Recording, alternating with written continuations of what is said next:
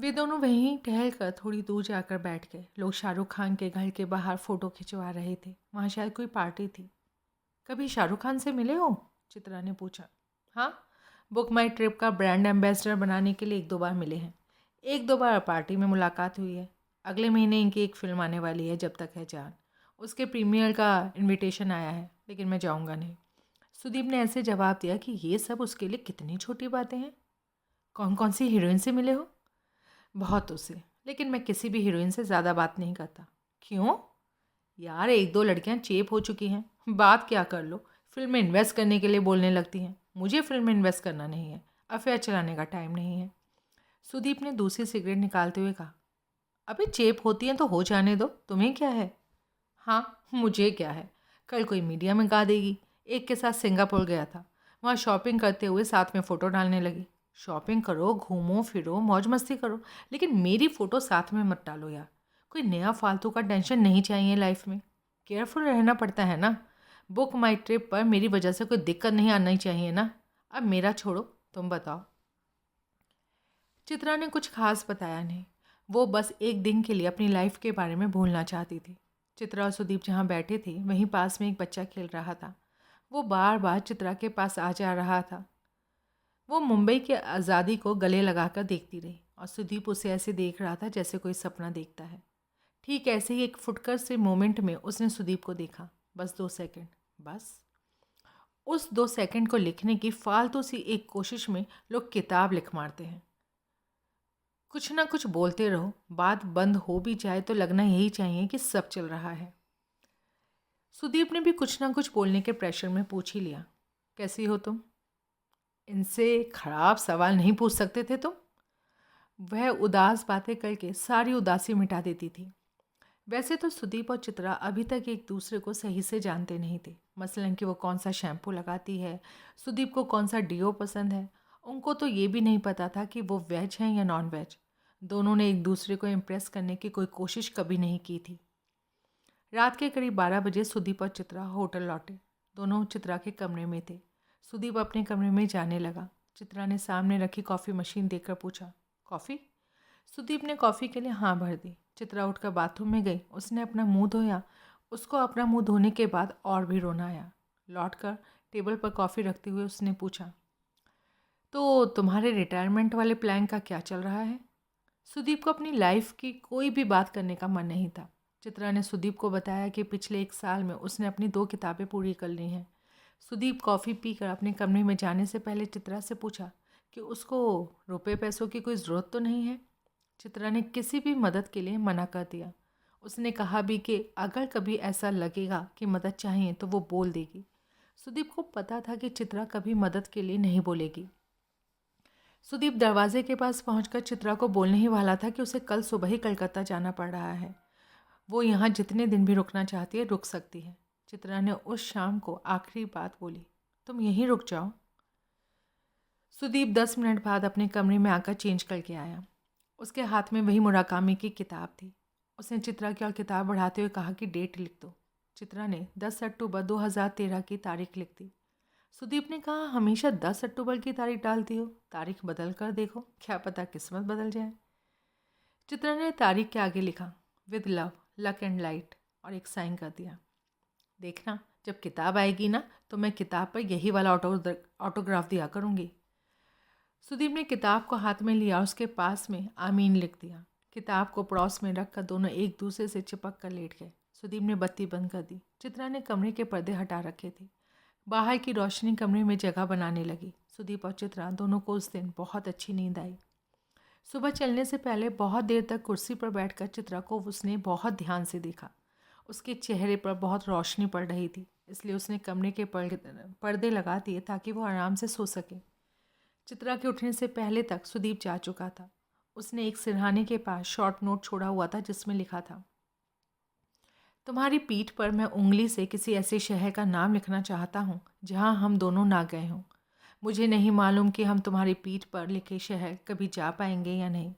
इसको पढ़कर जवाब में कुछ भी मत लिखना। बस जल्दी से अपनी किताब पूरी कर लो। जो शामें खो जाती हैं वो बस अधूरी किताबों में मिलती हैं। Thanks for coming, love, Sudeep.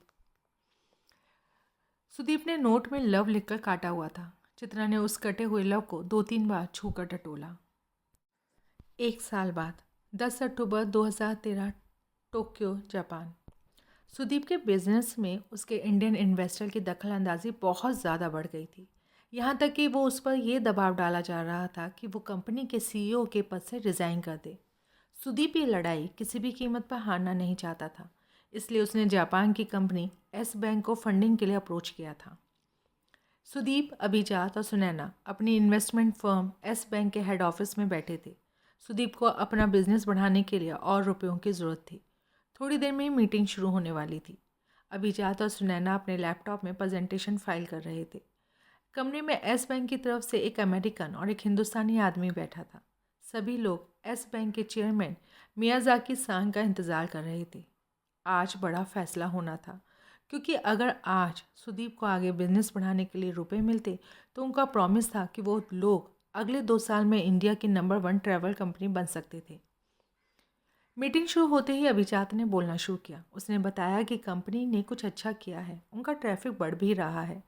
उसको प्रेजेंटेशन को बीच में रोककर मियाज़ाकी सान ने उनको बोला कि आपने तो इससे बहुत ज़्यादा प्रॉमिस किया था। इसके जवाब में सुनैना और अभिजात ने समझाने की कोशिश की, लेकिन उनकी बात से जापानी आदमी कन्विंस नहीं हुआ। सुदीप उनकी बातचीत में अभी तक चुप था। मियाज़ाकी ने पूछा कि आप अपने ट्रैवल का बिजनेस कैसे बढ़ाएंगे। इससे पहले कि अभिजात इसका जवाब देता, सुदीप अपनी सीट से खड़ा हुआ और मियाज़ाकी की तरफ देखकर समझाना शुरू किया। सर, मैं आपको ये समझाना चाहता हूँ कि हम लोग ट्रैवल बिजनेस हैं ही नहीं। सुदीप की ये बात सुनते ही पूरे कमरे में सब लोग सकते में आ गए। अभिजात और सुनैना एक दूसरे को देखने लगे। उन्हें समझ ही नहीं आया कि सुदीप क्या कर रहा है। सुदीप ने अपनी बात जारी रखते हुए कहा, सर, अगर हम केवल एक ऐसी साइट हैं जो लोगों को एक पॉइंट से दूसरे पॉइंट तक ले जाती हैं, मतलब कि अगर हम केवल टिकट बेचने के बिजनेस में हैं, तो हमारा बिजनेस कभी ग्रो नहीं करेगा। हम लोग असल में एक्सपीरियंस बेचने के बिजनेस में हैं। कोई अगर दिल्ली से लद्दाख जाता है तो हमारा काम केवल उसको एक कार और ड्राइवर या एक बाइकर देने का नहीं है। हमारा काम है कि उस ट्रैवल के पूरे ट्रिप के एक एक मिनट का एक्सपीरियंस ऐसा रहे कि वो ज़िंदगी भर ना भूल पाए और लौट कर अपने पूरे सर्कल में सबको बताए। सुदीप ने बिजनेस बढ़ाने के लिए कोई भी ऐसा वादा नहीं किया कि इतने रुपए का रिटर्न आ जाएगा। सुदीप का पॉइंट बहुत ही क्लियर था। उसने उस मीटिंग में मियाज़ाकी को समझाया कि दुनिया भर में ट्रैवल को लेकर रुझान बहुत बढ़ रहा है। उसने आगे ये समझाया कि इंडिया में आज से 10 साल पहले बहुत कम लोग लद्दाख जाते थे, लेकिन अब धीरे धीरे लोगों ने जाना शुरू किया है। 90% में जो लोग पैदा हुए हैं वो सेव करके ट्रैवल करना चाहते हैं। ये सेम ट्रेंड यूरोप के देशों में पहले से था, लेकिन इंडिया में ये सब पहली बार हो रहा है और आने वाले सालों में ये बहुत बढ़ने वाला है। सुदीप ने इंडिया की सारी बड़ी बाइक ट्रैवल कंपनी में स्टैक ले लिया था। सुदीप की अपने बिजनेस को लेकर विज़न और क्लैरिटी अभिजात और सुनैना से कम 5 साल आगे की थी। मियाज़ाकी सुदीप की बातों से इम्प्रेस हुए। सुदीप को अपने 10% स्टैक की कीमत अदा करने की शर्त पर करीब 251 करोड़ रुपए मिले। इस बार जब मीडिया में खबर आई तब न्यूज़ में अमाउंट के बारे में कोई जानकारी नहीं दी गई। हालांकि मीटिंग के बाद अभिजात और सुनैना बहुत खुश थे, लेकिन सुदीप को अपना 10% स्टैक देने के बाद से आने वाले खतरे का अंदाज़ा लग गया था। उसको पता था कि जितना कम उसका स्टैक होगा, इन्वेस्टर उसके काम में उतनी ही ज़्यादा टांग अड़ाएगा। 10 अक्टूबर 2013, Delhi. Chitra Indian book house publisher की रुचिका से मिलने के लिए राजीव चौक के कैफ़े कॉफ़ी डे में वेट कर रही थी। चित्रा ने जो किताब लिखी थी वो बेस्ट सेलर हो चुकी थी, लेकिन पूरी किताब में चित्रा का नाम कहीं भी नहीं था। रुचिका ने आते ही अपने लिए ब्लैक कॉफ़ी ऑर्डर की और कुर्सी पर बैठते हुए बोली, 2 गुड न्यूज़ हैं और 2 बैड। तीनों ही न्यूज़ बैड है मतलब। चित्रा ने अपनी आंखें मचकाते हुए कहा, इतनी भी बुरी नहीं है। अच्छा सुनाओ। रुचिका ने कॉफ़ी का सिप लेते हुए कहा, पहली गुड न्यूज़ ये है कि अगर तुम एक और किताब की घोस्ट राइटिंग करती हो तो पिछली बार से डबल पैसा मिलेगा। दूसरी गुड न्यूज़ ये है कि मेरे पास टीवी राइटिंग के लिए कुछ बहुत अच्छे ऑफ़र हैं, पैसा भी बहुत अच्छा है। तुम बोलोगी तो मीटिंग करा दूँगी। और बैड न्यूज़ ये है कि तुम्हारी बुक हम इस साल भी पब्लिश नहीं कर पाएंगे। बैड न्यूज़ के आगे दोनों गुड न्यूज़ का कुछ मतलब था ही नहीं। चित्रा ने सोचने के लिए 1-2 दिन का टाइम लिया। वो किसी भी तरह से चाहती थी कि उसकी बुक आ जाए। उसने रुचिका से उसकी किताब ना आने की वजह जानने की बहुत कोशिश भी की, लेकिन रुचिका ने कोई सीधा जवाब नहीं दिया। उसने टॉप मैनेजमेंट वगैरह की कोई बात बोलकर उसको टलका दिया। चित्रा को ये उम्मीद थी कि अब तो उसकी लिखी हुई किताब बेस्ट सेलर हो चुकी है, अब तो उसको चांस मिल ही जाएगा। पैसे की दिक्कत तो थी ही, क्योंकि पिछली बार भी घोस्ट राइटिंग करके उसको इतने पैसे नहीं मिले थे कि वो आराम से 1-2 साल काट पाए। पैसे के लिए वो आर्टिकल भी लिखने लगी थी, लेकिन आर्टिकल लिखने के चक्कर में टाइम बहुत चला जाता था और जिस टाइम में वो अपनी बाकी बची हुई किताबें पूरी कर पाती। किसी भी लेखक के लिए इससे बुरा कुछ नहीं होता कि उसकी अलमारी में ना छपी हुई किताबों का कोना बड़ा होता जाए। ये वैसे ही है जैसे साल भर में हमारी ना ली हुई छुट्टियों का हिस्सा पता नहीं कब बढ़ जाता है। ज़िंदगी में ना जिए हुए दिनों का कोटा बढ़ता जाता है। खुद को सीरियसली लेने के चक्कर में आदमी भूल ही जाता है कि एक दिन सब ठाठ धरा रह जाएगा। हर बीता हुआ दिन अपने ना जिए जाने का हिसाब मांगता है। सब कुछ ठीक है और कुछ भी ठीक नहीं है जैसे ख्याल इसलिए आते हैं ताकि आदमी अकेले में बैठकर ज़िंदगी से ऊब सके, इतना ऊबे कि ज़िंदगी से आँख मिचौली करने की हिम्मत जुटा सके। ऊबे हुए लोग ही गूगल मैप का छोटे से छोटा रास्ता छोड़कर सड़क के किनारे की पगडंडी वाला लंबा रास्ता लेते हैं। नज़ारे बदलने से नज़रिया भी बदल जाता है, ये बात किसी बूढ़ी औरत ने कही थी। औरतों को नज़ारा बदलने के लिए आदमी से ज़्यादा चलना पड़ता है। चित्रा का रास्ता लंबा भी था और अलग भी, इसलिए मुश्किल ज़्यादा ना भी हो, लेकिन नहीं थी। 10 अक्टूबर 2013 की शाम को सुदीप और चित्रा दोनों इतने उदास थे कि दोनों का एक दूसरे को पहले कॉल करने का मन नहीं किया। दिन खत्म होने से पहले सुदीप ने जापान के रात 11:30 बजे चित्रा को कॉल किया। उस समय चित्रा की घड़ी में 8 बज रहे थे। वो दिल्ली में अपने घर पर थी। उसके साथ में कोई लड़का था। चित्रा के लिए ऐसे लड़कों के साथ सोना कुछ नया नहीं था। अकेलापन अच्छी बीमारी है, कभी फ़ायदा करती है तो कभी बहुत नुकसान। अपने आप से चाहे कोई कितना भी प्यार करता हो, लेकिन आदमी सबसे जल्दी और सबसे ज़्यादा खुद से उगता जाता है। सुदीप अपने होटल के कमरे में सुनैना के साथ रुका हुआ था। उसको सुबह से याद था कि आज 10 तारीख है और आज के दिन वो और चित्रा मिलते हैं। चित्रा को भी ये बात अच्छे से याद थी। चित्रा के फ़ोन उठाने की वजह से साथ वाला लड़का थोड़ा डिस्टर्ब हुआ। इधर सुदीप का एकदम से बिस्तर से उठकर जाना और चित्रा को फ़ोन करना सुदीप की गर्लफ्रेंड सुनैना को कुछ अच्छा नहीं लगा। फ़ोन मिलने के बाद से दोनों को बस तसल्ली हुई कि दोनों को एक दूसरे की याद है। दोनों की एक दूसरे की ज़िंदगी में साल में एक दिन ही सही, लेकिन पक्की जगह है। सुदीप ने चित्रा को जताया कि आज सुबह से ही वो उसे याद कर रहा था। उसने ये भी जोड़ा कि उसे बहुत सारी बातें करनी है। चित्रा ने ये जताया कि कैसे 1 साल बीत गया। सुदीप ने कहा, मुझे ब्रेक चाहिए। मुझे भी। वो एक दूसरे की खामोशी सुन रहे थे कि चित्रा के कमरे से उस लड़के ने आवाज़ लगाई। सुदीप को थोड़ा अजीब लगा। सुदीप ने तुरंत ही फ़ोन काट दिया। चित्रा ने फ़ोन रखते ही उस लड़के को घर से जाने के लिए बोला। उस लड़के ने चित्रा को 1-2 गाली दी और कमरे से निकल गया। उधर सुनैना दूसरी तरफ मुंह करके लेट गई। सुदीप अब भी बैठकर अपने मोबाइल में कुछ टाइप कर रहा था। उसने एक मैसेज टाइप करके चित्रा को भेजा। If we are not together for real reasons like kids, security or emotional support, then we should be together for unreal reasons like happiness, good company and comfort.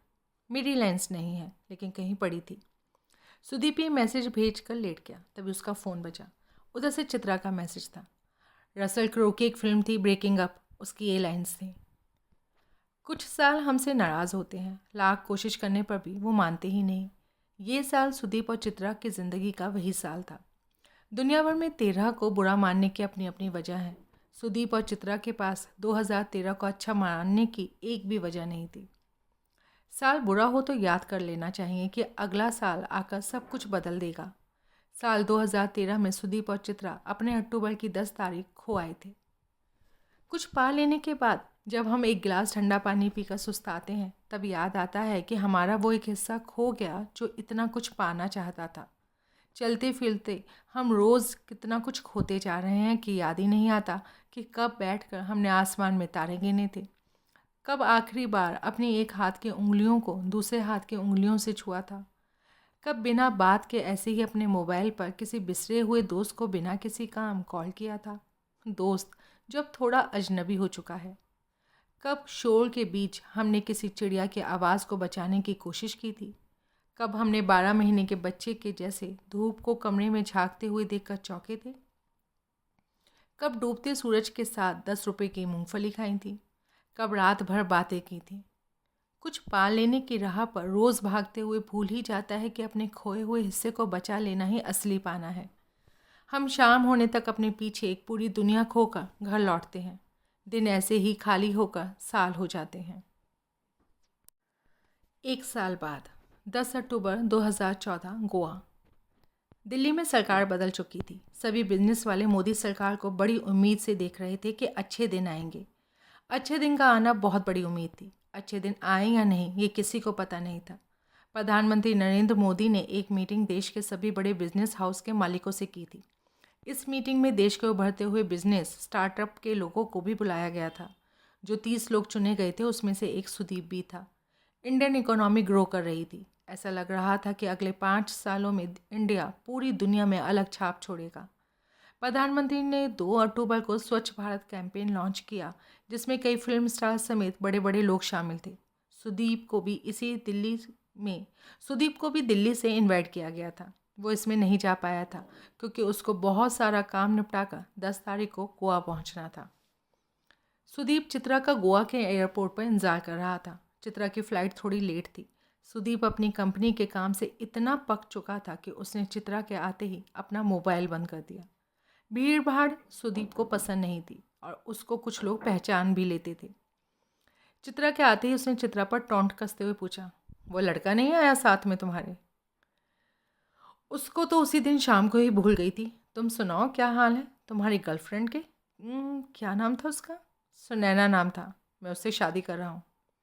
इतने boring लगोगे तुम शादी के बाद, चित्रा ने कहा। 35 साल का होने पर बच्चों से खेलने के लिए बच्चे तो होने ही चाहिए ना। बात तो सही है तुम्हारी। कर लो बच्चे। अपने बच्चों को मेरे पास भेजना, उनको बिल्कुल बिगाड़ दूंगी। बच्चे तुमको बुआ बुआ बोले गए, अच्छा लगेगा तुमको? सुनते ही चित्रा ने सुदीप को जोर से कोहनी मारी। एयरपोर्ट के बाहर ही कार आई हुई थी। सुदीप ने कार की चाबी चित्रा को दी। तुम पहले आ चुकी हो गोवा?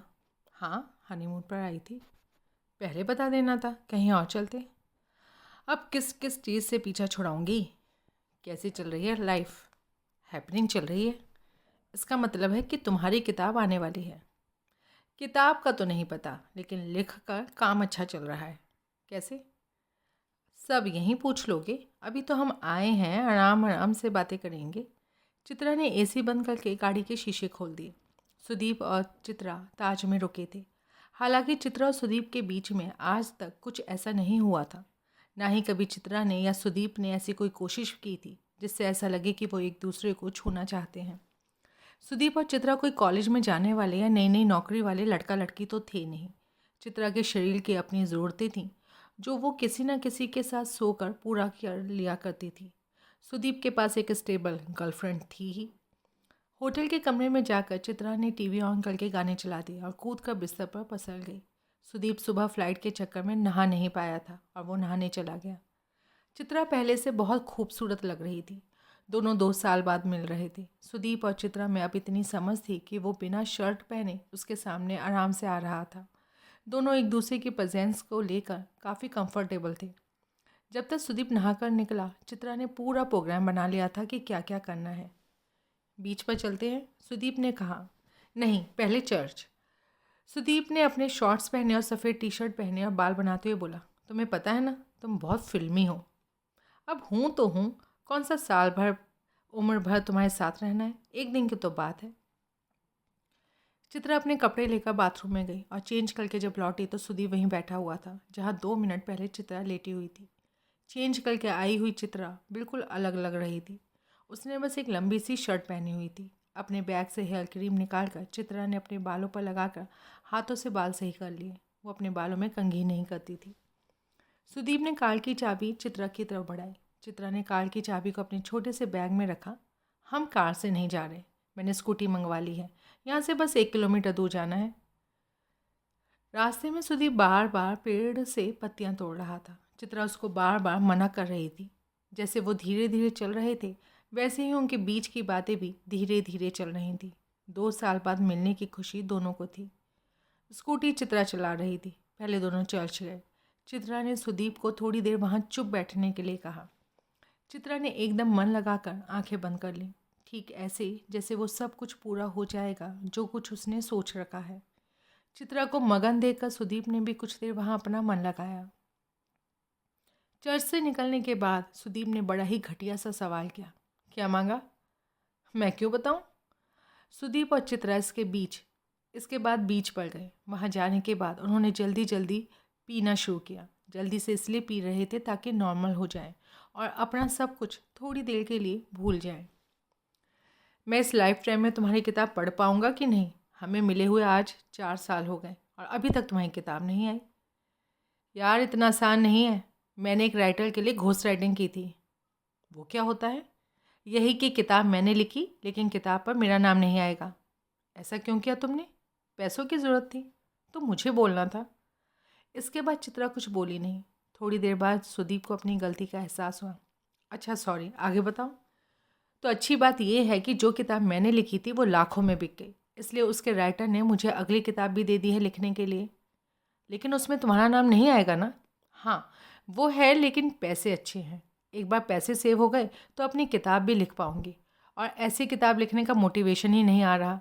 बार बार चिंता होती रहती है कि रेंट कैसे दूंगी, खर्चा कैसे चलेगा। चित्रा ने बात ख़त्म करते हुए अपना अगला ड्रिंक ऑर्डर किया। चित्रा ने अपनी बात जारी रखते हुए कहा, और हाँ, टीवी में सीरियल लिखने का काम भी आ रहा है मुझे। उसमें तो नाम मिलेगा ना? उसमें पैसा अच्छा है लेकिन नाम नहीं आएगा। क्यों? क्योंकि वो किसी और राइटर के नाम से आएगा। टीवी राइटर के पास इतना काम है कि वो खुद नहीं पूरा कर सकते, इसलिए बाहर आउटसोर्स कर देते हैं। तुम इसलिए लिखना चाहती थी कि तुम्हें कोई भी नहीं जाने? नहीं, फिर ये क्यों कर रही हो? थोड़े दिनों की बात है बस। ऐसे वो दिन कभी नहीं आएगा। देखो मुझे ज़्यादा पता नहीं राइटिंग का, लेकिन तुम यही करती रह जाओगी। दूसरों के लिए कोई कैसे लिख सकता है? तुम नहीं समझोगे। मुझे समझना भी नहीं है। मुझे बस ये पता है कि मैं किताब पर चित्रा पाठक का नाम देखना चाहता हूँ। ये बोलकर सुदीप उठा और चित्रा के पास गया। उसको कुर्सी से उठाकर जोर से गले लगा लिया और उसका माथे को चूम लिया। चित्रा ने सुदीप को जोर से पकड़ लिया और कान में धीरे से कहा, थैंक यू फॉर कमिंग।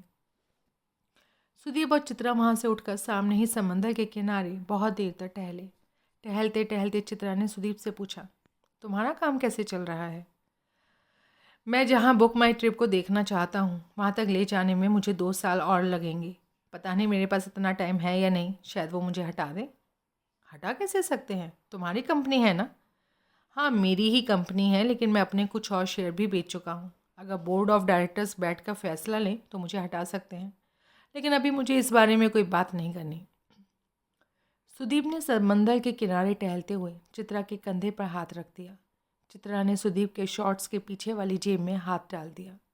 पानी उनके पैर से छू कर लौट रहा था। इस बीच एकाएक पानी जोर से आया। इससे पहले कि वो बचने की कोशिश करते, दोनों पूरी तरह भीग चुके थे। दो लोग जब तक एक दूसरे को ये नहीं बताते कि वो रोते किस बात पर हैं, तब तक करीब नहीं आते। चित्रा और सुदीप के रिश्ते की सबसे अच्छी बात शायद यही थी कि उन दोनों में से किसी एक को भी प्यार जैसा नहीं लगा था कि एक दूसरे के साथ। वे बस एक दूसरे के लिए छुट्टी की तरह से थे, जिसका इंतज़ार वो साल भर करते। पुराना सब कुछ भूलकर नया शुरू करने की हिम्मत एक दूसरे को देते। ऐसा रिश्ता हर किसी की ज़रूरत है। बस दिक्कत ये है कि जब कोई इतना अच्छा हमें मिलता है तो हम उसको रोकने की कोशिश करते हैं, और रोकने की कोशिश में सब कुछ बह जाता है। छुट्टियां तभी तक अच्छी लगती हैं जब तक वो मुश्किल से मिलती हैं। इस बार पहली बार सुदीप और चित्रा के बीच वो सब कुछ हुआ जो किसी भी लड़के और लड़की के बीच हो सकता है। सुदीप और चित्रा जब सुबह सोकर उठे तो एक दूसरे में ऐसे फिट थे जैसे दोनों के शरीर को सालों से एक दूसरे की आदत हो। दो लोग जब एक दूसरे को पूरी तरह से समझ लेते हैं तो बीच की खाली जगह खोकर एक दुनिया हो जाते हैं। सुदीप चित्रा की दुनिया नहीं थी, बल्कि उसकी दुनिया से दूसरी दुनिया के बीच की खाली जगह थी, जिसको भरने की कोशिश करते हुए वो पूरा एक दिन खो जाता। जिस साल सुदीप चित्रा से मिलता था उस साल के दिन 364 गिन लेता था। यूँ एक दिन का गुमशुदा होना कैलेंडर को भी अच्छा लगता है। बढ़िया ही हुआ दोनों को अभी तक प्यार नहीं हुआ, वरना वे एक दूसरे के पते अभी तक भूल चुके होते। सुदीप ने ऐसे ही गोवा की एक शाम को डूबते हुए सूरज की ओर देखते हुए चित्रा से कहा, हमें शायद कभी नहीं मिलना चाहिए था। ऐसी उदास बातों पर मेरा कॉपीराइट है। चित्रा ने ये बोलकर डूबते हुए सूरज को एक सेकंड के लिए रुकने के लिए बोल दिया। पूरी दुनिया एक सेकंड के लिए उस रुके हुए सूरज में डूब गई। सुदीप ने अपने बैग से अपनी वही किताब निकाली और चित्रा की तरफ बढ़ा दी। चित्रा ने उस पर 10 अक्टूबर 2015 की तारीख डाल दी। लौटने पर सुदीप को सुनैना के सवालों का सामना करना पड़ा। आखिर वो फ़ोन बंद करके गायब कहाँ हुआ था। सुदीप ने एक सस्ता सा झूठ बोल दिया कि घर पर कुछ इमरजेंसी थी, वो लखनऊ गया था। लखनऊ गए सुदीप को साल हो चुके थे। अपने घर लौटने की उसकी सारी वजहें खो चुकी थी। एक साल बाद 10 अक्टूबर 2015 मुंबई। बुक माई ट्रिप ऑफिस। सुबह 9 बजे। सुदीप यादव जब रोज़ की तरह अपने ऑफिस पहुंचा तब उसको रिसेप्शन पर ही रोक दिया गया। अभिजात और सुनैना उसको एक कैबिन में लेकर गए। सुदीप की तरफ एक लेटर बढ़ाया गया। लेटर में कुछ ऐसा लिखा था जिसका मतलब था कि बोर्ड ऑफ डायरेक्टर्स और इन्वेस्टर ने मिलकर ये फैसला लिया है कि सुदीप अब इस कंपनी का सीईओ नहीं रहेगा। सुदीप की जगह अभिजात को सीईओ बनाया जा रहा है। ये मीटिंग रात को 1 बजे हुई थी। सुदीप ने लेटर को वहीं के वहीं फाड़ दिया और अभिजात की आंखों में आंखें डालकर देखने लगा। अभिजात ने बोलना शुरू किया कि रात में देर हो गई थी, इसलिए उसे रात में जगाना ठीक नहीं समझा। सुदीप के होठ फड़फड़ा रहे थे, लेकिन वो इतना गुस्सा था कि कुछ बोल नहीं रहा था। सुदीप केबिन से उठकर अपने केबिन में जाने लगा। इतने में उसके हाथ से उसका लैपटॉप ले लिया गया। उसका केबिन लॉक किया जा चुका था। उसको अपना सामान अपने केबिन से हटाने का टाइम भी नहीं दिया गया। सुदीप के केबिन में उसकी माँ की फ़ोटो लगी थी। सुदीप जिद पर अड़ गया कि उसको अपनी माँ की फ़ोटो चाहिए। सुनैना के कहने पर केबिन खोला गया। सुदीप पूरी केबिन को एक बार ध्यान से देखा। अपनी माँ की फ़ोटो उठाई। उसके कमरे के बोर्ड पर लिखा हुआ था, बुक माई ट्रिप अगले 2 साल में इंडिया की नंबर 1 कंपनी होगी। उसने केबिन की एक एक चीज़ को बड़े इत्मीनान से देखा। जैसे छोटे बच्चे बहुत नाराज़ हो जाते हैं तो अपने सबसे प्यारा खिलौना तोड़ देते हैं, वैसे ही सुदीप नाराज़ था। वो कंपनी जिसको सुदीप ने बनाया था, अब उस कंपनी को सुदीप की ज़रूरत नहीं। सुनैना ने सुदीप को समझाने की कोशिश की थी, लेकिन सुदीप ने सुनैना की कोई बात नहीं सुनी। वो ऑफिस से निकल गया। ऑफिस से निकलने के 5 मिनट के भीतर ही सुदीप ने ईमेल लिखी, जो कि जानबूझकर उसने मीडिया में लीक कर दी। Dear board member and investors, मैं बहुत पहले ही समझ चुका था कि आप लोगों से कुछ भी बात करना बेकार है। मैंने बहुत पहले हिसाब लगा लिया था कि मेरे पास इस लाइफ में करीब 2.25 घंटे हैं। एक एवरेज आदमी करीब 60 साल जीता है, उसमें से सोने का समय मैंने घटा लिया है। मैं अपनी लाइफ का बचा हुआ समय आप लोगों की पॉलिटिक्स पर ख़राब नहीं करना चाहता। हालांकि अच्छा ये रहता कि आप मुझे हटाने से पहले बता देते, लेकिन आपने वो सब इतने चुपचाप किया है जैसे कोई रात में चुपचाप चोरी करता है। All the best. Book my trip इस देश की सबसे बड़ी कंपनी हो सकती थी, लेकिन का जवाब आपके पास खुद है। कायदे से आगे कभी भी कंपनी को मेरी ज़रूरत होगी तो मुझे आपकी कोई मदद नहीं करनी चाहिए, लेकिन मैं आप लोगों जैसा नहीं हूँ। बुक माई ट्रिप को इस देश की नंबर 1 कंपनी बनाने में कभी भी मेरी ज़रूरत होगी तो मैं कोई भी मदद करने के लिए तैयार हूँ। चीयर्स, सुदीप यादव। सुदीप के इस ईमेल डालने के 1 घंटे के अंदर इस देश के हर न्यूज़ चैनल पर ये ईमेल था। तमाम आर्टिकल लिखे जा रहे थे। सुदीप हीरो था, लेकिन सोशल मीडिया पर कोई उसको कल्ट हीरो बोल रहा था, कोई क्रेजी तो कुछ लोग इमेच्योर। उधर चित्रा ने टीवी ऑन किया तो यही न्यूज़ चल रही थी। लोग तरह तरह की बातें कर रहे थे। हर चीज़ के तमाम पहलू होते होंगे, लेकिन न्यूज़ पर हर बात के 2 ही पहलू होते हैं, एक बहुत सही और एक बहुत ही गलत। बीच का कुछ नहीं होता। न्यूज़ चैनल पर एक पैनलिस्ट ने घोषणा कर दी कि फोर्ब्स मैगजीन की बहुत ही पॉपुलर लिस्ट 30 अंडर 30 में आने वाले सुदीप यादव का करियर ख़त्म हो चुका है। सुदीप यादव की बाइट लेने के लिए लोग खड़े थे, लेकिन सुदीप यादव की तरफ से कोई भी स्टेटमेंट नहीं आया था। सुदीप की पॉपुलैरिटी इतनी ज़्यादा थी कि उसके नाम से ट्विटर पर #कमबैकसुदीप, #I stand with Sudeep trend करने लगा। चित्रा न्यूज़ चैनल पर यह सब देख रही थी। चित्रा ने सुदीप को फ़ोन मिलाया, लेकिन सुदीप का फ़ोन बंद आ रहा था। उसके पास उसकी सेक्रेटरी का नंबर था। चित्रा ने वो नंबर मिलाया, लेकिन सेक्रेटरी का नंबर भी बंद आ रहा था। उधर सुदीप की कार के पीछे अभी भी रिपोर्टर्स थे। उसको समझ आ गया था कि अगर वो मुंबई में रहा तो ये लोग पीछा नहीं छोड़ेंगे। ऑफिस से निकल कर वो सीधा एयरपोर्ट गया और लखनऊ की पहली फ़्लाइट का टिकट बुक किया। उसने अपने ड्राइवर का मोबाइल अपने साथ रख लिया था। सिक्योरिटी चेक के बाद उसने अपने ड्राइवर के नंबर से चित्रा को फ़ोन किया। चित्रा ने सुदीप से सबसे पहले यही पूछा, तुम ठीक तो हो? हाँ एकदम ठीक, लखनऊ जा रहा हूँ। मैंने कभी पूछा नहीं कौन कौन है घर पर तुम्हारे? बस पापा हैं, प्रिंसिपल थे। जब मैं 12th के बाद पढ़ाई बंद कर दी थी, इस बात से उन्होंने कई साल तक मुझसे बात नहीं की थी। और मम्मी? मम्मी बहुत पहले ही चली गई थी। मेरे पढ़ाई छोड़ने के बाद से पापा उनको रोज़ रोज़ सुनाते थे। मम्मी बहुत रोती थी। एक दिन मम्मी सोई और उठी ही नहीं। मुझ पर भी पता नहीं किस बात की ज़िद थी। थोड़ा बहुत पढ़ लेता तो क्या ही फ़र्क पड़ता। सॉरी। तुम्हें पता है, मैंने इसलिए कभी अपना घर नहीं खरीदा। मैं इसलिए होटल में रहता हूँ क्योंकि मुझे डर लगता है घर से। मुझे लाइफ में बस एक ही मलाल है कि मम्मी जाने से पहले मुझे देख नहीं पाए। मैं कुछ कर भी सकता हूँ। हालांकि कुछ दिनों से मम्मी की बहुत याद आ रही है। कमाल की बात है, वे लोग कभी घर बनाने में अपना एक भी मिनट ख़राब नहीं करते जो कभी भी घर बना सकते हैं। ये जानते हुए कि यहाँ हमेशा नहीं रहना, ऐसे में अपना घर बनाना और घर होना इस दुनिया का सबसे बड़ा धोखा है। ये भ्रम ऐसा ही है जैसे ट्रेन की सीट को आदमी हमेशा के लिए अपना समझ ले।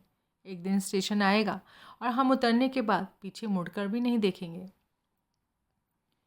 चित्रा ने खामोशी तोड़ते हुए पूछा, पापा तो अब खुश होंगे ना, उनका बेटा इतना बड़ा आदमी है? पता नहीं, हमारी कभी सही से बात ही नहीं होती। बस जब भी अखबार में मेरा नाम आता है तो सारी कटिंग संभाल कर रखते हैं। सुदीप बोलते बोलते रुक गया। चित्रा ने भी कुछ पूछने की जल्दबाजी नहीं दिखाई। चित्रा? हाँ बोलो। तुम आ जाओ, मैं रखता हूँ।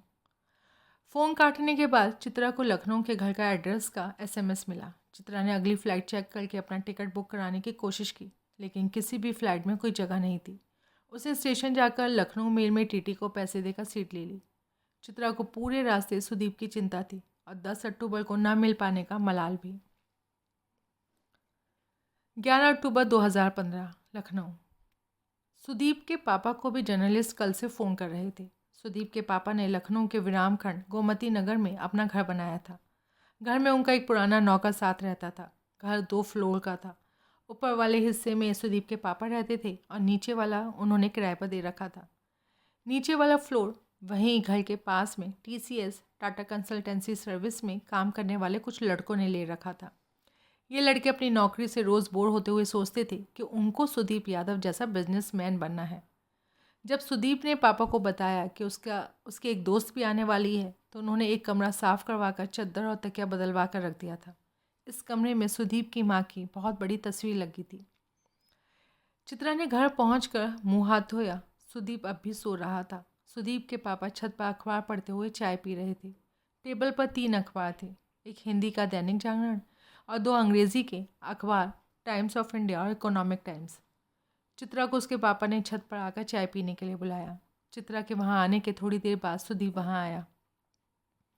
इकोनॉमिक टाइम्स में सुदीप के ऊपर एक अच्छा खासा लंबा आर्टिकल आया हुआ था। पापा ने पूरा आर्टिकल पढ़ने के बाद भी सुदीप से कुछ नहीं पूछा। पिछली शाम से अभी तक इन दोनों के बीच कोई बातचीत शुरू नहीं हो पाई थी। चित्रा के वहाँ पहुँचने के बाद भी कोई बातचीत आगे नहीं बढ़ रही थी। आखिरकार पापा ने ही बात शुरू की। दिन में क्या खाओगे तुम लोग? कुछ भी नहीं बनता हमारे यहाँ। बेटा आप क्या खाएंगी? चित्रा ने पलट कर पूछा कि घर में कौन कौन सी सब्जी है। पापा ने बताया कि जो पसंद हो वो सब्जी आ जाएगी, सब्जी मंडी पास ही है। इसके बाद चित्रा और पापा की बात होने लगी। पापा ने बताया कि सिटी मॉन्टेसरी स्कूल के मालिक जगदीश गांधी उनके दोस्त हैं और वो अक्सर बच्चों की क्लास लेने जाते हैं। चित्रा ने पूछा कि इतने बड़े घर में वो बोर नहीं होते? पापा ने बताया कि वो वैसे ही ज़िंदगी काट रहे हैं जैसे कि सुदीप की माँ जिंदा हो। वो वही सीरियल देखते हैं, वही गाने सुनते हैं जो उसकी मम्मी को पसंद थे। उन्होंने वही छत पर अपना पढ़ने वाला कमरा दिखाया जहाँ हज़ारों किताबें रखी थीं।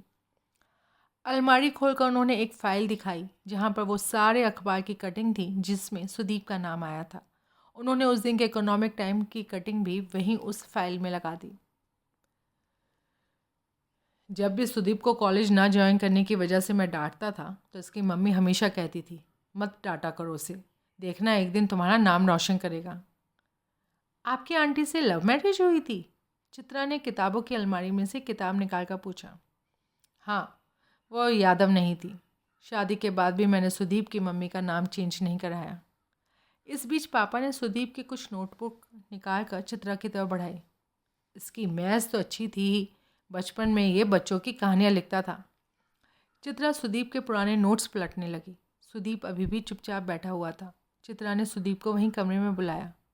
तुमने बताया नहीं तुम लिखते भी थे? वो लड़का कब का मर गया जो लिखता था। ऐसे मत बोलो। आगे का क्या प्लान है तुम्हारा? कुछ भी नहीं पता। फ़िलहाल तो 1-2 वकीलों से बात हुई है, केस करूँगा। पापा अभी तक वहीं थे। वो वहाँ से ये कहकर निकल गए कि सब्जी लेने जा रहे हैं। नौकर कभी अच्छी सब्जी लेकर नहीं आता। मुझे पूरे घर में छत सबसे अच्छी लगती है। क्यों? क्योंकि आसमान रोज़ बदल जाता है।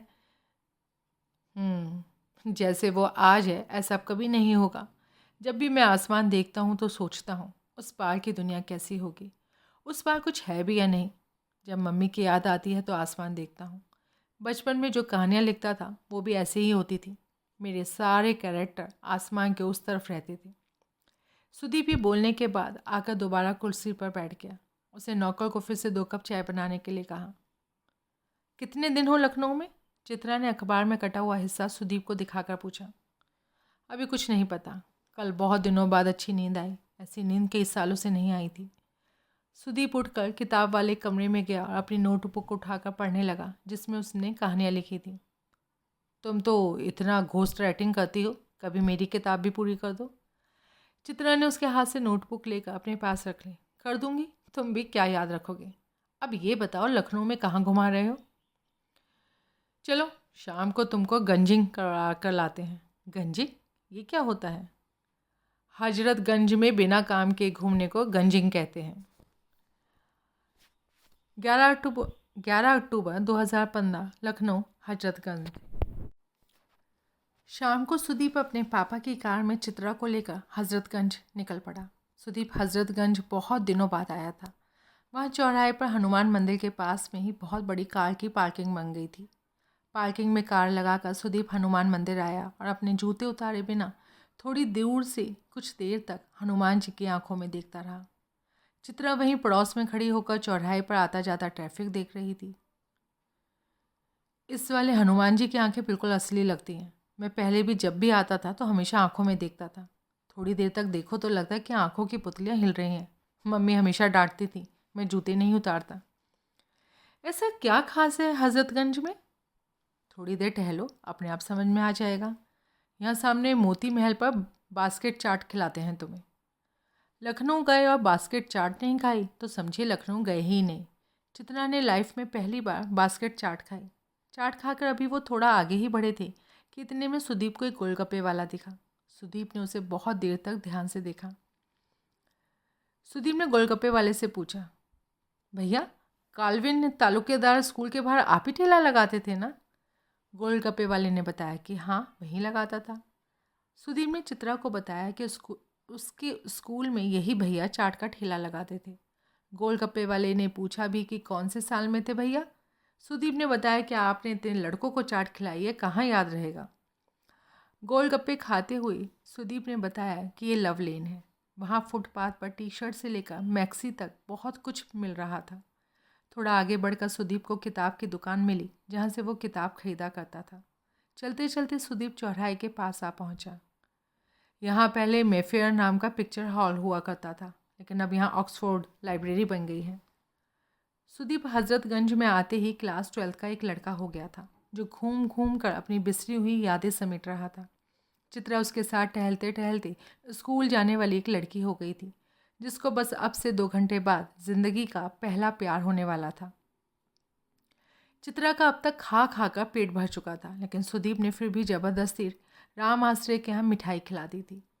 पूरा हजरतगंज एक थीम पर ब्लैक एंड वाइट था।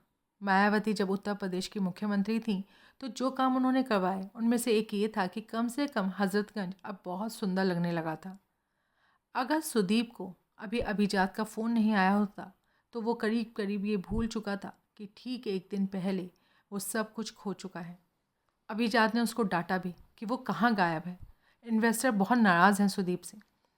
वो उसको कुछ 1 टाइम सेटलमेंट के पैसे देना चाहते थे, लेकिन सुदीप का व्यवहार ऐसा था कि उसको कुछ नहीं मिल रहा है। अभिजात ने बताया कि उसका जितना भी स्टेक था वो इन्वेस्टर ले रहे हैं, वो अब कंपनी के बारे में कोई भी स्टेटमेंट नहीं दे सकता। कंपनी के जितने भी कार्ड उसके नाम से चल रहे थे वो सीज़ कर दिए गए हैं। कंपनी के नाम पर जो भी सुविधाएं उसे मिल रही थी सब कुछ ले ली गई हैं। कुल मिलाकर इसका मतलब ये था कि सुदीप के पर्सनल अकाउंट में जितने पैसे थे बस उतने ही उसके पास बचे थे। वो लखनऊ पहुंचकर वैसे ही खाली हाथ हो गया था जैसे कि कुछ साल पहले जब उसने लखनऊ से सब कुछ ज़ीरो से शुरू किया था।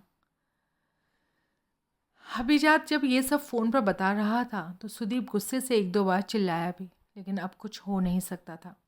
चित्रा ने उसको चुप करवाने की कोशिश नहीं की। लौटते हुए सुदीप ने चित्रा से कोई बात नहीं की। घर लौटकर वो अपने आप को कमरे में बंद कर लिया। डिनर पर चित्रा सुदीप के पापा के पास बैठी और उनसे जो कुछ भी हुआ था वो सब कुछ सुदीप के पापा को बताया। पापा ने जानबूझकर सुदीप से कुछ नहीं कहा, बस अपने सोने जाने से पहले सुदीप के कमरे के नीचे पर्ची सरका दी। पर्ची में बस इतना लिखा था, खाना फ्रिज में रखा है, अगर मन करे तो खा लो। चित्रा दूसरे कमरे में गई। उसे सुदीप के कमरे में जाना सही नहीं लगा। वो सुदीप की नोटबुक खोलकर पढ़ ही रही थी कि इतने में सुदीप के पापा चित्रा के कमरे में आए। बोले, जब तक ये थोड़ा नॉर्मल नहीं हो जाता आप यहीं रुक जाओ बेटा, ये इतना ज़िद्दी है, मुझसे कुछ नहीं बोलेगा। चित्रा ने इस बात का कोई जवाब नहीं दिया। थोड़ी देर चुप रहने के बाद वो बोली, आप परेशान ना हो अंकल, सब ठीक हो जाएगा। चित्रा अभी सुदीप की लिखी हुई कहानी ख़त्म ही कर रही थी, इतने में उसे किचन से कुछ आवाज़ आई। वो उठकर गई। सुदीप फ्रीज से निकाल कर अपना खाना गर्म कर रहा था। तुम ठीक हो? सुदीप ने कोई जवाब नहीं दिया। तुम ठीक हो? सुदीप ने अब भी कोई जवाब नहीं दिया। उसने बड़े ही आराम से खाना अपनी प्लेट में रखा और खाने लगा। चित्रा वहीं डाइनिंग टेबल के पास बैठ गई। खाना खाने के बाद सुदीप उठकर अपने कमरे में जाने से पहले चित्रा से कहा, सॉरी, कुछ भी बोलने का मन नहीं कर रहा, सुबह बात करते हैं। सुदीप अपने कमरे में जाकर कुर्सी पर बैठ गया। चित्रा जानबूझकर उसके कमरे में गई और सुदीप को बहुत ज़ोर से गले लगा लिया। चित्रा के गले लगाते ही जैसे सुदीप के अंदर का सारा गुस्सा पिघल कर आंसू हो गया। वो बहुत ज़ोर से चिल्ला रहा था जैसे कोई मर गया हो। दूसरे कमरे में पापा को भी नींद नहीं आ रही थी, लेकिन वो उठकर सुदीप के पास नहीं आए। चित्रा ने कुछ नहीं कहा, बस वो सुदीप को गले लगाए बैठी रही। दोनों कब सो गए, न चित्रा को याद था न सुदीप को। सुबह उठकर चित्रा छत पर गई। अखबार में सुदीप के बारे में वही खबर थी जो एक दिन पहले अभिजात ने दी थी। सुदीप ने अपना ट्विटर का अकाउंट डीएक्टिवेट कर दिया था। ये खबर भी चित्रा को अखबार से मिली। अभी तक घर के नीचे रहने वाले लड़कों को भी खबर लग चुकी थी कि सुदीप आया हुआ है। उनमें से एक लड़का सुदीप से मिलने घर भी आया, लेकिन पापा ने उसको भगा दिया। चित्रा ने सुदीप के पापा का नंबर लिया और अपना नंबर सुदीप के पापा को दिया। सुदीप के उठने से पहले वो दिल्ली के लिए निकल गई। सुदीप के पापा ने रोकने की कोशिश भी की, लेकिन चित्रा रुकी नहीं। चित्रा का चले जाना सुदीप के पापा को थोड़ा सा खटका। सुदीप को थोड़ा समय अकेलापन चाहिए था और चित्रा इसमें कोई खलल नहीं डालना चाहती थी। चित्रा सुदीप को इतनी अच्छी तरह समझती थी कि वो वहाँ रुककर उसकी परेशानी बढ़ाना नहीं चाहती थी। कई बार थोड़ी देर के लिए चले जाना बहुत देर के लिए लौट आने की तैयारी के लिए बहुत ज़रूरी होता है। चले जाने से पैदा हुआ एक खाली जगह में एक नई दुनिया बनकर लौट आने की गुंजाइश होती है। ऐसे रिश्ते जो खाली जगह को सहज कर नहीं रख पाते वो तालाब के पानी के जैसे बासी हो जाते हैं। कुछ रिश्तों को ऐसे ही छूना चाहिए जैसे ठंड में घास पर जमी ओस की बूंदों को नंगे पांव छूते हैं। रोज़ सुबह बूंद नई हो जाती है और बूंद को छूकर पांव पुराने नहीं रहते। एक बूंद, ओस, नदी, समंदर और बरसात में ढलती हुई एक साल हो जाती है। एक साल बाद 10 अक्टूबर 2016 मुंबई। सुदीप अपनी ही कंपनी से अपने हिस्से के लिए केस लड़ रहा था। अभी मामला नेशनल कंपनी लॉ ट्रिब्यूनल में पेंडिंग था। उसको समझ तो आ ही गया था कि उसको हटाने में अभिजात और सुनैना का भी बहुत बड़ा हाथ है। उसको अभिजात पर गुस्सा तो खूब आया, लेकिन वो अब इन सब बातों से आगे बढ़ चुका था। पिछले एक साल में उसका बहुत समय लखनऊ में पापा के पास बीता था। पापा से अब उसकी कुछ बातचीत होना भी शुरू हो गई थी। पापा कभी कभार चित्रा से भी फ़ोन पर बात कर लेते थे। हालांकि वो कभी समझ नहीं पाए थे कि ये दोनों साल में बस एक ही दिन ही बात करते हैं। एक दिन किसी के नाम कर देना उम्र भर नाम कर देने जैसा है। वो एक दिन फैल कर पल, घंटे, दिन, साल, सदियाँ कुछ भी बन जाता है। सुदीप को चित्रा के साथ बिताया हुआ हर एक 10 अक्टूबर याद था। सुदीप को एक बहुत बड़ी कंपनी ने अपने यहाँ पार्टनरशिप ऑफ़र की थी, लेकिन सुदीप अब बदल चुका था। वो किसी को कुछ प्रूव नहीं करना चाहता था। नई कंपनी अच्छा कर रही थी, लेकिन सुदीप को अब मज़ा नहीं आ रहा था। वो बस अपनी पुरानी कंपनी में अपना हक चाहता था। वो बस ये चाहता था कि उसने जितनी मेहनत की है वो वेस्ट ना हुई हो। धीरे धीरे सुदीप के बारे में अखबार में आना लगभग ख़त्म ही हो चुका था।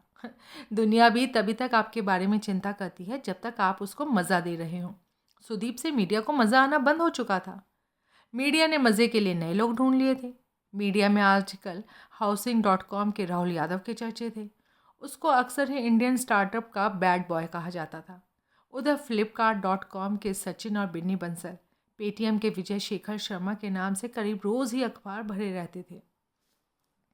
हिंदुस्तान के कॉलेज का हर लड़का अब इंजीनियरिंग या एमबीए करके नौकरी करने के अलावा भी एक सपना देखता था कि वो अपनी कंपनी डाले और कहीं से करोड़ों रुपए की फंडिंग उठा ले। स्टार्टअप करना अब इस देश में नई नौकरी हो चुकी थी। सुदीप यादव का नाम बड़े होने के रास्ते में जाने से ठीक पहले एकदम से गुमनामी में चला गया था। इधर चित्रा की ज़िंदगी में लिखते लिखते ऐसा पहली बार हुआ था कि जिस लेखिका की किताब के लिए वो घोस्ट राइटिंग करती थी, उसने चित्रा के काम से खुश होकर उसने इंडियन बुक हाउस पब्लिशर के मालिक से चित्रा की किताब के बारे में बात कर ली थी। पब्लिशर को उसका काम पहले से ही पसंद आया था। बस रुचिका बीच में पड़कर उसको आगे नहीं निकलने दे रही थी।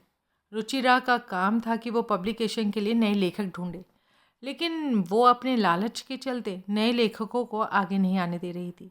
इंडियन बुक हाउस के मालिक को जब ये सब पता चला तो उन्होंने रुचिरा को नौकरी से निकाल दिया।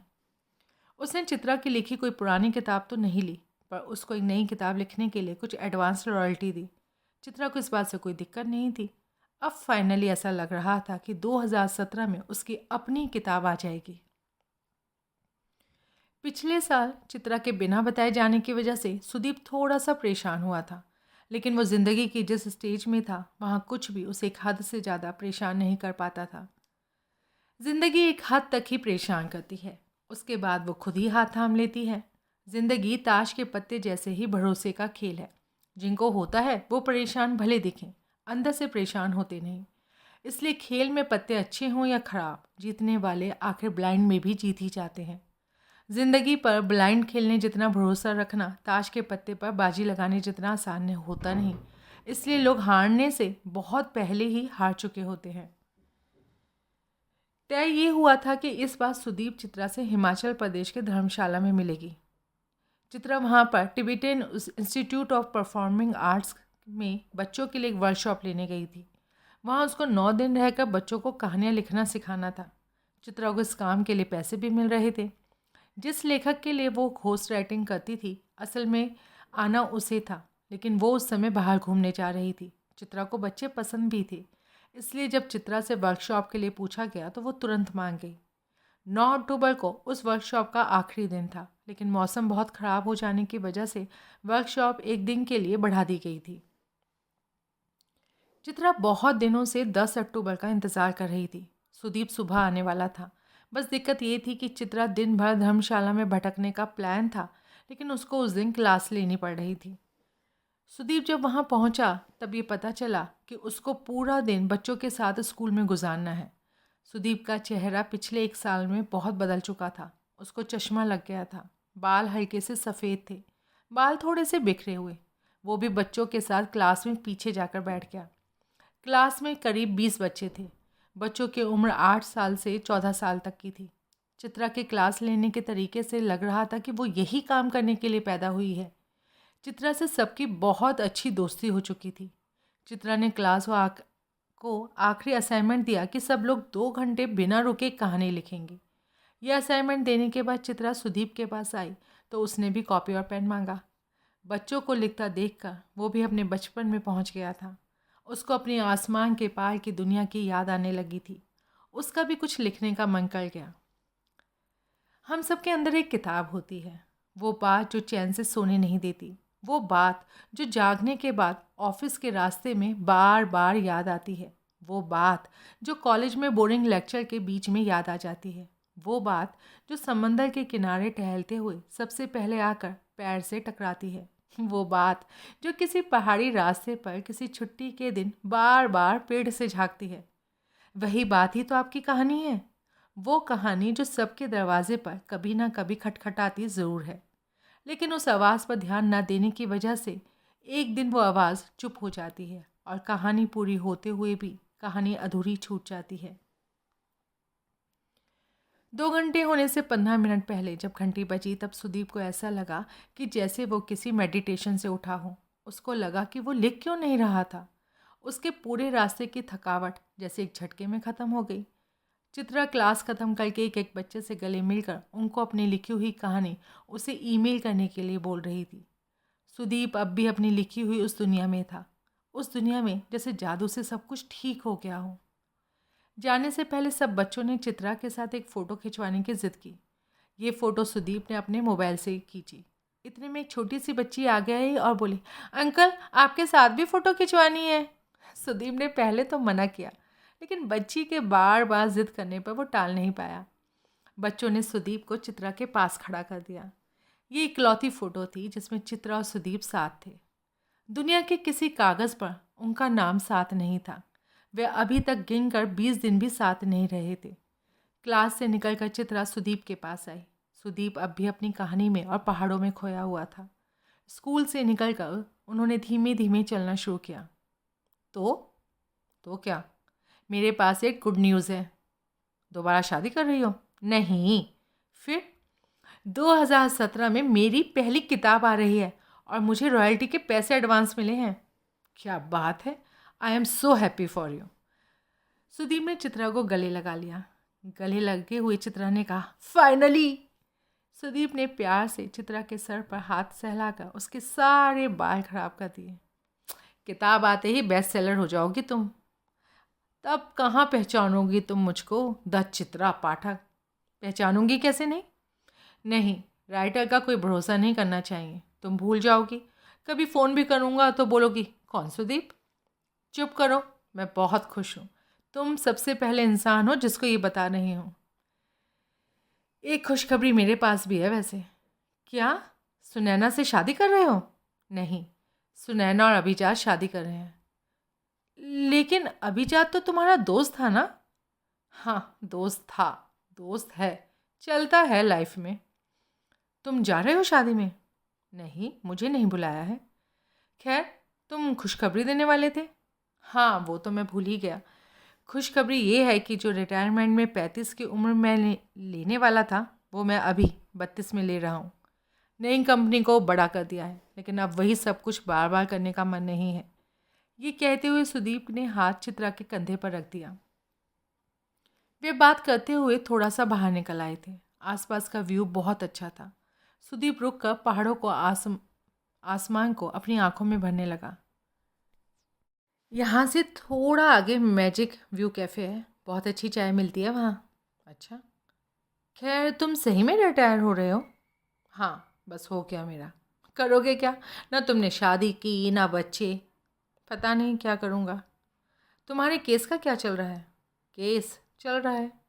अगर तुम केस जीत गए तो कितने पैसे मिलेंगे?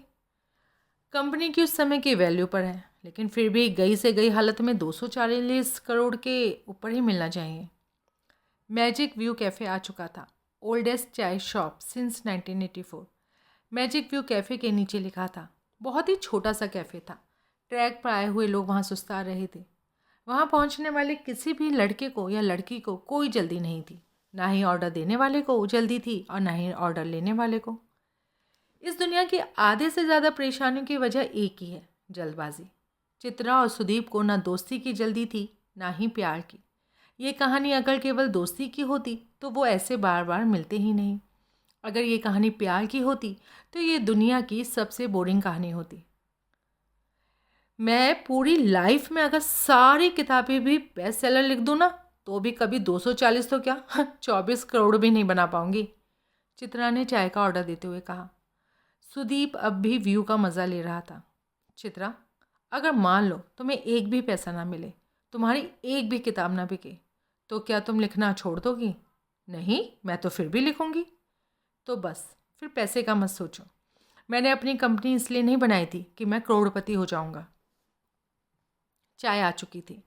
चाय की भाप आसमान के बादल को पिघला रही थी। चित्रा खुश थी कि 10 अक्टूबर को वो सुदीप के साथ थी। खैर, ये बताओ क्या करोगे इतने पैसों का? चित्रा ने चाय के गिलास को दोनों हाथों से पकड़कर घूंट लिया। तुम्हें चाहिए? तुम ले लेना। इतना तो है ही कि काम चल जाएगा। वैसे भी कौन सा मेरी शादी हुई है कि बीवी के सामने नखरे करूँ और नखरे झेलूँ। इसलिए तो रिटायर हो रहा हूँ। सोच तो लो, रिटायरमेंट के बाद करोगे क्या? क्या पता, अपनी बचपन की कहानियाँ पूरी करूँ। धर्मशाला से चलने से पहले सुदीप ने चित्रा को मुराकामी की किताब दी। लिख तो डेट, अगले साल तक तो तुम बहुत बड़ी राइटर हो जाओगी, फिर कहाँ टाइम मिलेगा। चित्रा ने किताब लेकर उस पर 10 अक्टूबर 17 की तारीख डाली और कहा, अगले साल मैं अपनी किताब पर डेट लिखूंगी। किताब पर डेट लिखते हुए चित्रा की नज़र बुकमार्क पर गई। जिस पेज पर बुकमार्क लगा था उसके अंदर एक लाइन अंडरलाइन थी। But one thing is certain, when you come out of the storm you won't be the same person who walked in. That's what this storms all about. इस एक साल में बहुत सारा पानी और थोड़ी बहुत दुनिया बह गई थी। एक साल बाद 10 अक्टूबर 2017। चित्रा की किताब फरवरी में आने वाली थी, लेकिन किताब फाइनल होते होते लॉन्च टल गया। किताब अब मई महीने में आ रही थी। उसी समय अमीश त्रिपाठी की नई किताब सीता आने वाली थी। किताब आने पर उसने किताब की एक कॉपी सुदीप के पापा को भिजवाई और साथ में एक नोट भी भेजा। अंकल, मुझे लखनऊ किताब के टूर पर आना है, आऊँगी तो पक्का मिलूँगी। चूँकि चित्रा नई राइटर थी तो हर जगह जहाँ उसका पब्लिशर टूर के लिए कोशिश करता था वहाँ पर पहले से अमीश की किताबों को प्राथमिकता मिल रही थी। चित्रा उसके पब्लिशर की लाख कोशिश के बावजूद भी चित्रा की किताब लोगों के दिलों में कोई खास जगह नहीं बना पाई। वैसे भी जगह तो तब बनती जब वह किताब सही से प्रमोट कर पाती। अब जाकर चित्रा को समझ में आया कि किताब लिखना एक चीज़ है और किताब को मार्केट में बेचना, लोगों तक पहुंचाना अलग। चित्रा जितना जोर लगा सकती थी उसने लगा लिया था। उसको पब्लिशर ने सजेस्ट भी किया था कि वो किसी बड़े स्टार से किताब का लॉन्च कराए, लेकिन ये सब करना चित्रा के लिए संभव नहीं था। ऐसा नहीं था कि चित्रा की किताब खराब थी। अमेज़ॉन और गुड रीड पर किताब के जितने भी रिव्यू थे वो पॉजिटिव थे। बात बस ये थी कि उसकी किताब बहुत कम लोगों तक पहुंची। चित्रा की लाइफ का सबसे बड़ा सपना अब चूर चूर हो चुका था। शुरू में 2-3 महीने तो पब्लिशर का फ़ोन भी आता था, लेकिन उसके बाद पब्लिशर का फ़ोन आना भी बंद हो गया। असल में हिंदुस्तान में जब भी कोई किताब लिखना शुरू करने की सोचता है तो उसको यही लगता है कि जब उसकी किताब आएगी तो लोग लाइन लगाकर किताब खरीदेंगे। जहाँ वो बोलने जाएगा वहाँ ऑटोग्राफ के लिए भीड़ लग जाएगी। कमाल की बात है, सोशल मीडिया और YouTube, Netflix, Amazon prime video के डिस्ट्रैक्शन के बाद पहले तो किताब पूरी कर लेना अपने आप में एक बड़ा काम है। उस पर से किताब आ जाना ही अपने आप में इतनी बड़ी बात हो जाती है कि किताब बिकने तक आदमी के अंदर इतना जज़्ब नहीं बचता कि मेहनत कर पाए। चित्रा किताब के ना चलने की वजह से टूट गई थी। कितने साल से उसने सोच कर रखा था कि किताब आने के बाद से उसकी ज़िंदगी बदल जाएगी। किताब पता नहीं कब से उसके अंदर पल रही थी। किताब का मर जाना ऐसे ही था जैसे उसको कोई बच्चा छोड़कर चला गया हो। इस बार वो सबसे ज़्यादा बेसब्री से अक्टूबर का इंतज़ार कर रही थी। उसका सुदीप से लिपट कर ज़ोर से रोने का मन था। उसने 9 तारीख की रात में सुदीप से बात की तो पता चला कि उसका केस का फैसला आना है, उसको कोर्ट में जाना पड़ेगा। तुम बोलो तो मैं आ जाऊँ, जैसे तुम्हारा मन करे, सुदीप ने कहा।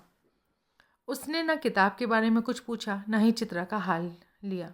चित्रा को थोड़ा बुरा लगा, लेकिन जब पहली बार चित्रा और सुदीप मिले थे तो उसके बाद से शायद ये पहली बार था कि जब दोनों को एक दूसरे की सबसे ज़्यादा ज़रूरत थी।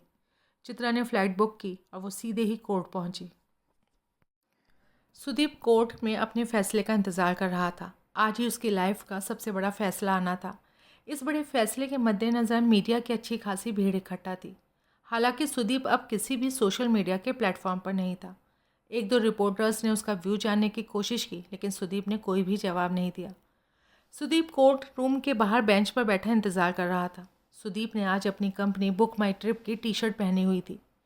सुदीप ने बुक माई ट्रिप की टी शर्ट पहनी है, ये खबर न्यूज़ में जाने लगी। चित्रा आ चुकी थी।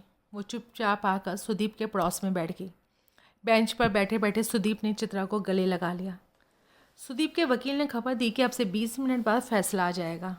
सुदीप बिल्कुल धीर गंभीर शांत था, जैसे कि फैसले से उसको कोई फ़र्क नहीं पड़ने वाला था। वो किसी से नज़र नहीं मिला रहा था, उसकी नज़र ज़मीन की ओर टिकी थी। किताब अच्छी थी तुम्हारी। हाँ, क्या फ़र्क पड़ता है, फ्लॉप हो गई। अगली किताब लिख रही हो कि नहीं? नई किताब का एक ड्राफ्ट पूरा हो गया है। गुड, इस बार किताब छापने से पहले मुझे भेजना। सुदीप के वकील ने सुदीप को अंदर बुलाया। चित्रा भी साथ अंदर आई। सुदीप ने चित्रा का हाथ पकड़ लिया। बुक माई ट्रिप के कुछ ऑफिसर्स के साथ अभिजात और सुनैना भी आए थे। सुदीप ने अभिजात और सुनैना को गले लगाया और शादी की बधाई दी। अभिजात और सुनैना दोनों ही सुदीप से आंखें नहीं मिला पा रहे थे। माहौल खींचा हुआ था। सुदीप ने अपनी जेब से कागज़ निकाल कर अभिजात की तरफ बढ़ाया। सुदीप ने बुक माई ट्रिप को आगे ले जाने के लिए बहुत सारी चीज़ें सोची हुई थी। उसने वो सब कुछ लिखकर अभिजात को दे दिया कि शायद ये कुछ काम आए। सुदीप ने चित्रा की तरफ देखा और बोला, बुक माई ट्रिप दुनिया में ट्रैवल की 10 सबसे बड़ी कंपनी में से एक हो सकती है। मुझे पूरा विश्वास है कि तुम इसको वहाँ तक लेकर ज़रूर जाओगे। ऑल द वेरी बेस्ट अभिजात। अभिजात के पास इसके जवाब में कहने के लिए कुछ नहीं था। सुनैना चित्रा की तरफ देखकर यह पता लगाने की कोशिश कर रही थी कि ये है कौन, इसको कभी पहले नहीं देखा। सुदीप और सुनैना के आपस में कोई बात नहीं हुई। वकील ने सबको बैठने के लिए कहा। जज साहब फैसला सुनाने वाले थे। फैसला सुनाने से पहले जज साहब ने सुदीप को बुलाया, पूछा, कभी लॉटरी का टिकट खरीदा है आपने? सर, लॉटरी पर कभी भरोसा ही नहीं रहा और मैं लखनऊ का रहने वाला हूँ, वहाँ लॉटरी पर बैन भी है। जज साहब सुदीप की बात सुनकर हंसे और फैसला पढ़ने लगे। सुदीप फैसले के दरमियान ज़मीन में देख रहा था। चित्रा ने उसका हाथ पकड़ा हुआ था। जैसे जैसे फैसला सुनाया जा रहा था वैसे वैसे पूरा कोर्ट रूम शांत होता जा रहा था। कोर्ट रूम में पिन ड्रॉप साइलेंस हो गया था। फैसले के हिसाब से जिस तरह से सुदीप को उसकी कंपनी से बेदखल किया गया था वो गलत था। सुदीप अब भी कंपनी के 15% का मालिक था, जिसकी वैल्यू आज की तारीख में कंपनी की वैल्यू के हिसाब से डिसाइड होनी थी। आज की वैल्यू के हिसाब से सुदीप को लगभग 310 करोड़ रुपए मिलने वाले थे। फैसले में ये भी कहा गया कि वो चाहे तो कंपनी में काम कर सकता है। सुदीप ने तुरंत ही इसके लिए मना कर दिया। बुक माई ट्रिप को वो अब पीछे छोड़ चुका था। फैसला सुनते ही सुदीप के वकील उछल पड़े। चित्रा ने खुशी से सुदीप को गले लगा लिया। सुदीप ने कोई ज़्यादा रिएक्शन नहीं दिया।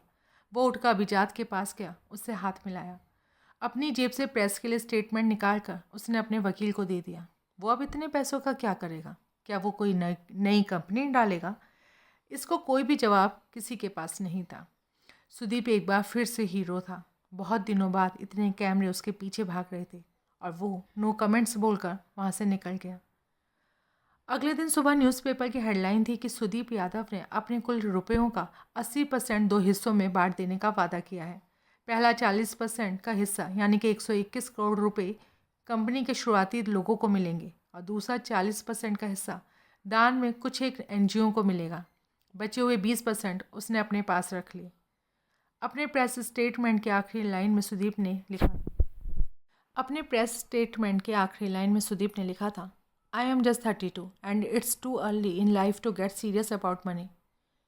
मेरी उम्र अभी केवल 32 साल है। रुपयों को लेकर सीरियस होने की पूरी ज़िंदगी पड़ी है। सुदीप बुक माई ट्रिप में काम करने वाले के हर एक इंसान का हीरो था। अखबार में, सोशल मीडिया पर लोग सुदीप के बारे में केवल कयास लगा रहे थे कि वो नई कंपनी डाल रहा है। हर न्यूज़ चैनल की अपनी खबरें थीं। हर अखबार के हिसाब से हर खबर सही थी। चित्रा सुदीप के साथ ही ताज में रुकी हुई थी। सुदीप ने सुबह का अखबार भी नहीं देखा था। चित्रा ही उसे देख देख कर सब बता रही थी। सुदीप अब हल्के मूड में था, जैसे कोई बोझ उतर गया हो। सुदीप ने कभी अपने पापा को किसी भी चीज़ की खबर नहीं करता था। वैसे भी सुदीप ने अपना नंबर बंद कर दिया था। चित्रा ने ही सुदीप के पापा को कॉल करके बात की और फ़ोन सुदीप की ओर बढ़ा दिया। पापा से बात करते हुए सुदीप अपनी कुर्सी से उठ गया था। पूरी बातचीत में बस चित्रा को हाँ हूँ ही सुनाई पड़ा था। पापा ने फ़ोन रखने से पहले चित्रा को फ़ोन देने को कहा। चित्रा के फ़ोन लेते ही पापा ने चित्रा से कहा, बेटा, लखनऊ को अपना ही घर समझो। अच्छा लगा था तुम आई थी। जब भी मौका लगे घर आओ। चित्रा ने भी तुरंत आने का वादा कर लिया और मजाक मजाक में बोली, अंकल आप चिंता मत करिए, मैं स्कूल खोल लूँगी और आपको ही प्रिंसिपल बनवाऊँगी। चाय की चुस्की लेते हुए चित्रा ने पूछा, तुम केस हार जाते तो क्या? कुछ नहीं, यही तो पॉइंट है। क्या पॉइंट? यही कि केस हारने जीतने से कोई फ़र्क नहीं पड़ता। लेकिन तुम केस को इतना डेस्परेटली जीतना चाहते थे? हाँ, चाहता था। केवल इसलिए क्योंकि मैंने वो कंपनी खड़ी की है। मेरा हिस्सा थी मेरी कंपनी मेरा हिस्सा थी मेरी कंपनी। मुझे ज़्यादा खुशी होती अगर मैं अब भी उस कंपनी में काम कर पाता, लेकिन अब फ़र्क नहीं पड़ता। सुदीप ने चाय की आखिरी चुस्की लेते हुए कहा। तो अब क्या? अब क्या करोगे? मुझे सही में नहीं पता। थोड़े दिन घर में रहूँगा पापा के साथ। अच्छा, एक बात बताओ, चित्रा ने दूसरे कप चाय लेते हुए पूछा। पूछो। हमारा कोई सीन हो सकता है क्या? सीन मतलब शादी? शादी? मुझे नहीं लगता तुम्हें कभी दोबारा शादी करना चाहिए। क्यों? शादी करते ही सब कुछ वही रहते हुए भी बदल जाता है, इसलिए जिससे खूब प्यार करते हो उससे कभी शादी नहीं करना चाहिए। हम्म, बड़ा ही फालतू फंडा है तुम्हारा तो। चित्रा उठकर बाथरूम में नहाने चली गई। चित्रा ने अपनी किताब का नया ड्राफ्ट सुदीप को सुनाया। उसमें कुछ चीज़ें बताई। चित्रा ने वादा किया कि वो बदल देगी।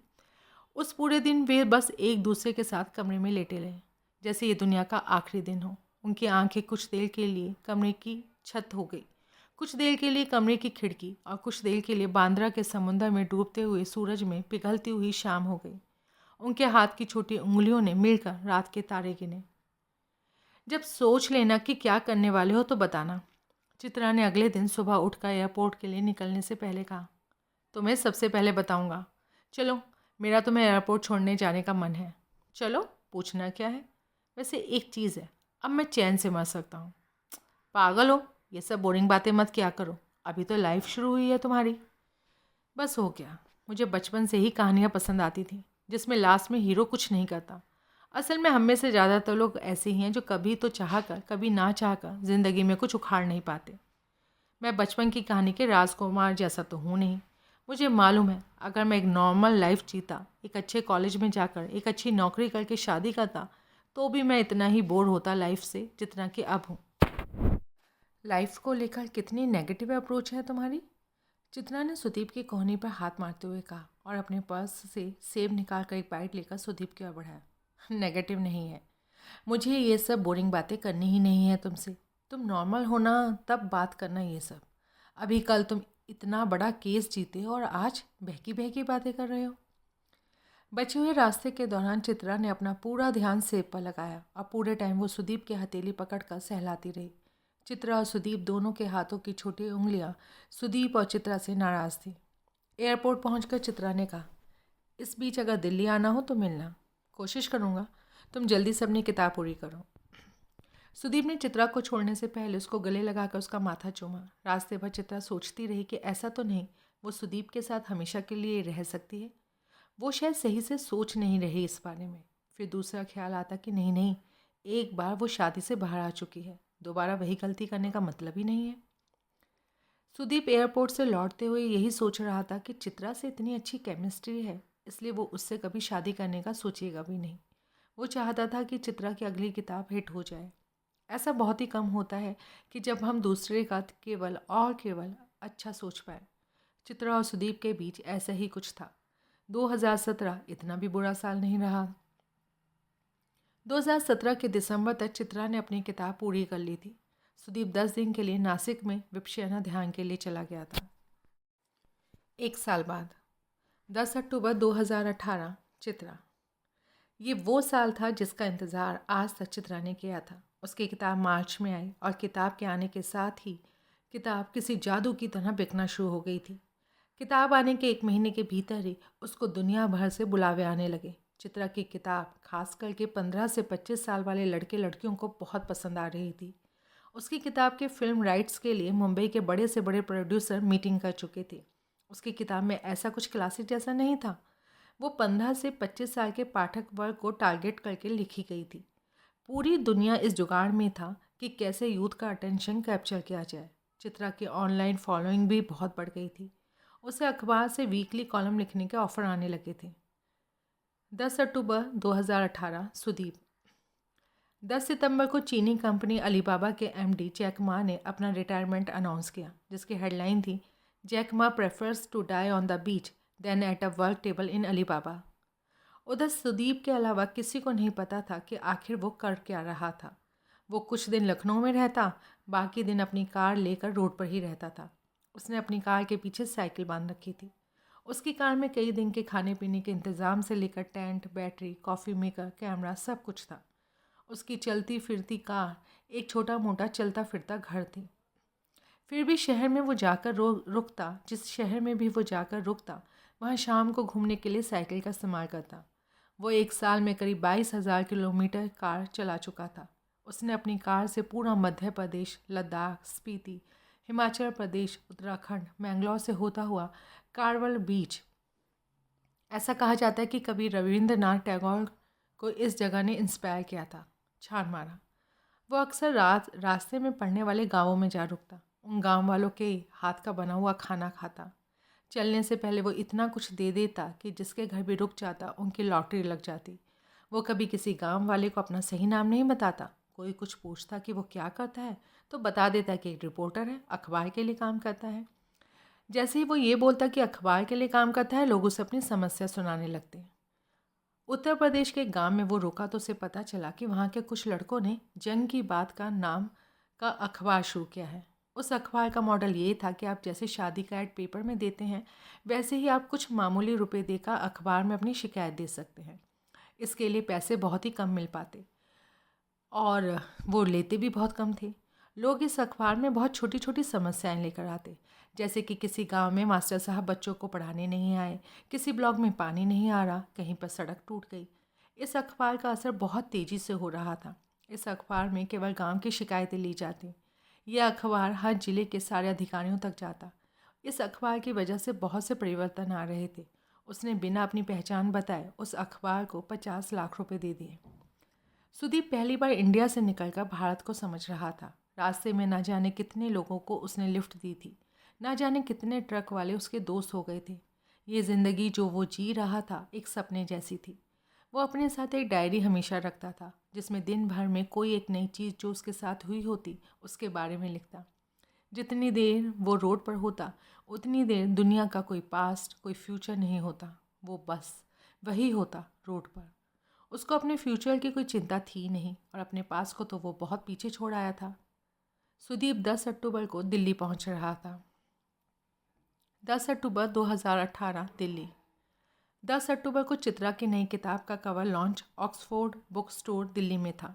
चित्रा ने सुदीप को वहीं बुला लिया था, लेकिन सुदीप एक शर्त पर आया कि वो किसी को नहीं बताएगी।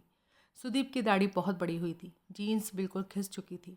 चित्रा को एक बड़े पब्लिशर ने 2 करोड़ की एडवांस रॉयल्टी पर छापने की घोषणा की थी। चित्रा को फाइनली वो सब कुछ मिल रहा था जो उसने चाहा था। कवर के लॉन्च के दिन चित्रा का पति भी आया हुआ था। सुदीप सबसे पीछे बैठकर सब कुछ देख रहा था। बुक स्टोर में 2 ही किताबें बिक रही थी, एक तो चित्रा की, दूसरी सुरभि पराशर नाम की एक लेखिका की। ऑक्सफोर्ड के मैनेजर ने बताया कि मैम आपकी किताब का रिकॉर्ड ये बुक तोड़ सकती है। सबसे बड़ी बात यह है कि इस किताब को बच्चे बहुत लेकर जा रहे हैं। बिल्कुल इंडिया का अपना हैरी पॉटर जैसा कुछ लिखा है। चित्रा ने पूछा भी कौन है, वो क्या करती है। चित्रा ने एक किताब वहाँ स्टोर से उठा भी ली थी। सुदीप दूर से ही किताब को देख रहा था। किताब के कवर पर सुरभि पराशर के बारे में कोई जानकारी नहीं थी, ना ही ईमेल एड्रेस या वेबसाइट, कुछ भी नहीं। प्रोग्राम के बाद किताब पर ऑटोग्राफ करते करते चित्रा को काफ़ी देर हो गई। सुरभि पराशर की किताब शेल्फ से कम होते देखकर चित्रा को थोड़ी उलझन भी हो रही थी। रात में चित्रा के लिए इंडियन इंटरनेशनल सेंटर में उसके पब्लिशर ने पार्टी रखी थी जिसमें शहर के बड़े बड़े लोग आने वाले थे। ये प्लान चित्रा को पता ही नहीं था। सुदीप का आईआईसी जाने का बिल्कुल भी मन नहीं था। चित्रा ने थोड़ा इंसिस्ट किया, लेकिन जब देखा कि सुदीप का बिल्कुल मन नहीं है तो उसने ज़बरदस्ती नहीं की। चित्रा ने सुदीप को अपने घर पर रुकने के लिए कहा, घर की चाबी दे दी। चित्रा किसी तरह से जल्द फ्री होकर 11:30 अपने घर पहुंची। सुदीप चित्रा की टेबल पर बैठे अकेले पी रहा था। उसने टेबल पर पड़ी हुई चित्रा की अगली किताब की मैन्युस्क्रिप्ट पर लाल पेन से 10 जगह निशान लगा दिए थे। कमरे में घुसते ही चित्रा ने सुदीप को जोर से गले लगा लिया और 10 बार सॉरी बोला। सुदीप ने भी उतनी ही जोर से चित्रा को गले लगाया और पूछा, अब खुश हो अपनी ज़िंदगी से? नाम वाम पेज 3 हो गई हो? चित्रा ने जवाब नहीं दिया, बस सुदीप को गले से लगा के रखा। वो खुश थी। उन दोनों की हथेलियाँ खुश थी। चित्रा का घर खुश था। चित्रा के होठ खुश थे। वे सुदीप से बात करके अपने आप को थकाना नहीं चाहते थे। सुबह उठने पर सुदीप ने बताया कि उसने चित्रा की नई किताब पढ़ ली है, निशान लगा दिया है। वो उतने हिस्से दोबारा देख ले एक बार। कैसी लगी किताब? चित्रा ने पूछा। सुदीप ने जवाब दिया कि उसको सबसे अच्छी पहली वाली किताब लगी थी। अगर वो 10 थी तो ये केवल 4 है, यानी कि उसे एक किताब चलती फिरती लगी। चित्रा थोड़ा डिसअपॉइंट हुई, लेकिन उसको कुछ याद आया। उसने अपने बैग से सुरभि की किताब निकाल कर सुदीप को दी और बताया कि किताब बहुत चल रही है, मौका लगे तो इसे पढ़ना और बताना कि क्यों, इसमें ऐसा क्या खास है। हालांकि 500 पेज की किताब है और वो तो जानबूझकर पतली किताब लिखती है। आजकल लोगों के पास इतना टाइम ही कहाँ है। सुदीप ने नई किताब पढ़ने वाली बात टाल दी। इसके बाद उसने बताया कि वो पिछले 1 साल में कितना घूमा है और क्या क्या किया है। चित्रा को सुदीप की आवारा भटकने वाली लाइफ इतनी सही लगी कि तय हुआ कि सुदीप और चित्रा अगले 10 अक्टूबर को एक रोड ट्रिप साथ करेंगे। सुदीप कई दिनों से लगातार ड्राइव करके दिल्ली पहुंचा था। कार की सर्विस भी ड्यू थी, इसलिए सुदीप ने थोड़े दिन दिल्ली में रुकने का प्लान बनाया। इतने सालों की मुलाकात में सुदीप पहली बार चित्रा के लिए लद्दाख से छोटे छोटे रंग बिरंगे झंडे लेकर आया था। चित्रा ने तुरंत ही उसको अपने पढ़ने लिखने वाली टेबल पर लगा दिया। चित्रा रात में लिखने बैठती तो सुदीप उसके लिए कॉफ़ी बना देता। सुदीप अपने लैपटॉप में रास्ते भर में खींची हुई फ़ोटो को एक साथ लगाता। सुदीप के मोबाइल में दिन भर में मुश्किल से ही कोई कॉल आता और उधर चित्रा के पास किसी न किसी लिट फेस्ट में जाने के लिए लगातार कॉल आते रहते। 2 दिन तक घर से ना निकलने के बाद सुदीप और चित्रा कनॉट प्लेस खाने पीने के लिए निकले। वहाँ वो आराम से घूम रहे थे कि एक रिपोर्टर ने चित्रा को पहचान लिया। हालांकि सुदीप अपना लुक इतना बदल चुका था कि उसको पहचान में आना लगभग असंभव था। सुदीप का उस रिपोर्टर से हल्का सा झगड़ा हुआ, लेकिन इससे कोई फ़ायदा नहीं था। 2 दिन बाद अंग्रेज़ी न्यूज़पेपर की हेडलाइन थी, Chitra Pathak is dating an unknown man with beer. Hindi newspaper की हेडलाइन थी, चित्रा पाठक एक अनजान शख्स के साथ घूमते हुए पाई गई। दोनों इस हेडलाइन को पढ़कर बहुत देर तक हंसते रहे। दोनों को ही इन सब चीज़ों से कोई फ़र्क नहीं पड़ता था। उन्होंने साल भर की अधूरी बातों का कोटा पूरा किया। सुदीप यहाँ से नॉर्थ ईस्ट की तरफ रोड ट्रिप पर निकलने वाला था। एक बार के लिए चित्रा ने सोचा कि वो साथ चले, लेकिन किताब के डेडलाइन की वजह से वो नहीं निकल पाए। सुदीप ने चलने से पहले चित्रा से कहा, वैसे तो ऐसा होगा नहीं, लेकिन अगर कभी शादी का सीन बने तो वो चित्रा से शादी करेगा। और मजाक में चित्रा ने कहा, अब मैं नहीं करने वाली तुमसे शादी, 1 साल पहले बोलते तो कर लेती। जब से वो मिले थे ऐसा पहली बार हुआ था कि वो इतना लंबा एक दूसरे के साथ रुके थे। लेकिन इतना लंबा रुकने के बाद सुदीप को दिल्ली से जाते हुए यही लग रहा था कि वो एक ही दिन रुका था। चित्रा चाहती तो बहुत थी कि सुदीप को और थोड़े दिनों के लिए रोक ले। सुदीप भी कुछ दिन रुकना चाहता था। चित्रा ने कभी पूछा ही नहीं, सुदीप ने कभी सोचा ही नहीं कि चित्रा के साथ ज़्यादा दिन भी गुजारे जा सकते हैं।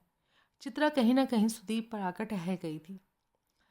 कुछ अच्छा बोलो, ये चित्रा ने सुबह कॉफ़ी पीते हुए तब कहा जब सुदीप बहुत देर तक बिना कुछ बोले अखबार में मुंह कड़ाए हुए था। सुदीप पर इस बात का कोई असर नहीं हुआ था। चित्रा ने पेपर खींच लिया। कुछ अच्छा बोलोगे या बस बोल करते रहोगे? मैं तुम्हारे नॉवल का किरदार थोड़े हूँ यार कि हमेशा कुछ ना कुछ बोलते ही रहूँगा। सुदीप ने अखबार वापस खींचते हुए कहा, कुछ तो बोलो यार प्लीज़। तो सुनो, कुछ रोमांटिक ट्राई करता हूँ। करो। तुम्हारे साथ दिल्ली खूबसूरत लगती है। दिल्ली ऐसे लगती है जैसे रात में फ़्लाइट लेते हुए टिमटिमाता हुआ एक छोटा आसमान नीचे दिखता है। आसमान हमें उन सारी ख्वाहिशों को देखने की आंखें देता है जो ज़मीन पर बेकाम की बातों में उलझी रहती है। बस अब इसके आगे कुछ मत बोलना।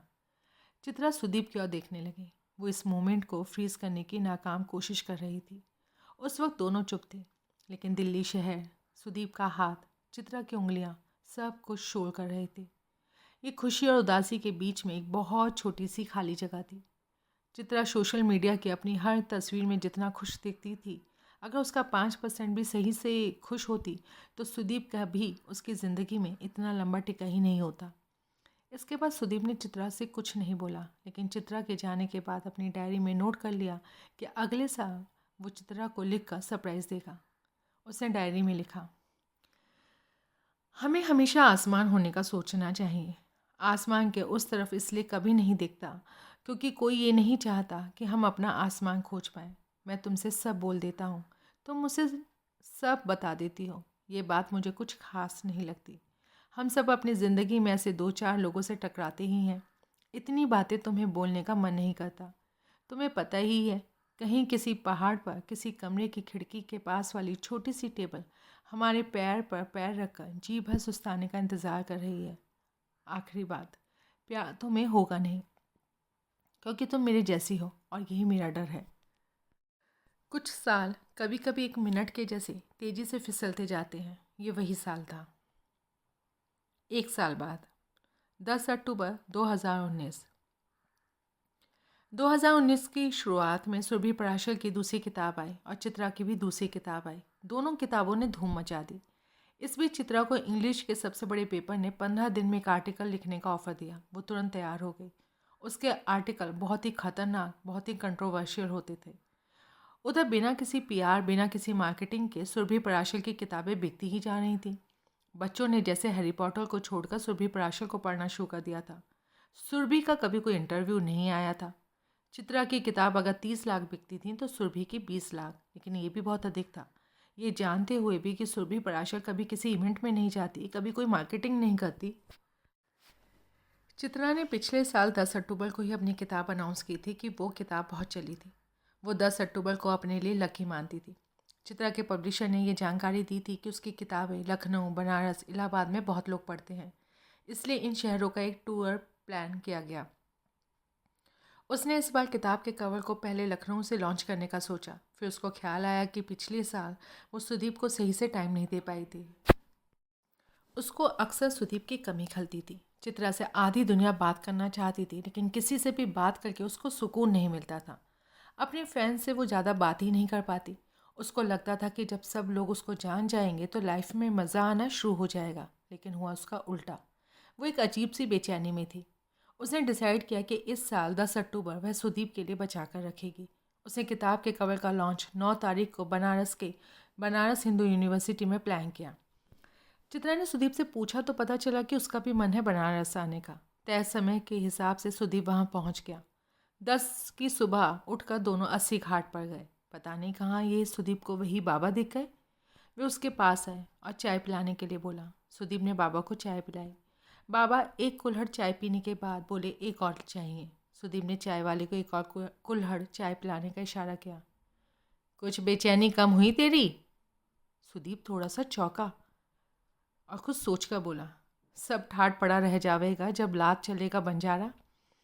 बाबा ने अपने झोले से राख निकालकर सुदीप के माथे पर लगा दी। चित्रा ने मना किया। सुदीप कुछ नहीं बोला। सुदीप ने पैसे देने के लिए जेब में हाथ डाला तो बाबा ने मना कर दिया।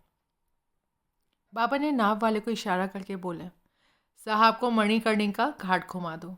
चित्रा अब बिल्कुल परेशान हो चुकी थी कि बाबा ये सब क्यों बोल रहा है। इससे पहले चित्रा बाबा को जाने के लिए कहती, बाबा अपने आप उठकर चले गए। सुदीप को अब वो मणिकर्णिका घाट जाना था, चित्रा को नहीं जाना था। सुदीप के जिद करने पर वो नाव से वहाँ गए। चित्रा को डर लग रहा था। उसने सुदीप को पकड़ रखा था। कई सारे विदेशी जलती हुई लाशों की तस्वीरें खींच रहे थे। उन्हें नाव पर बैठा हुआ गाइड अपनी टूटी फूटी इंग्लिश में समझा रहा था।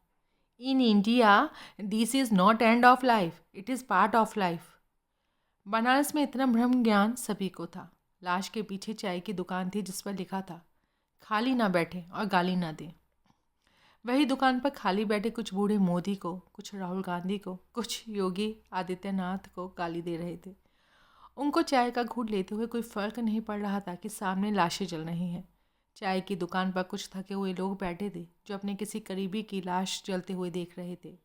कुछ एक अघोरी भी वहीं आराम से घूम रहे थे, जैसे लाशें नहीं, खाली लकड़ियाँ चल रही हों।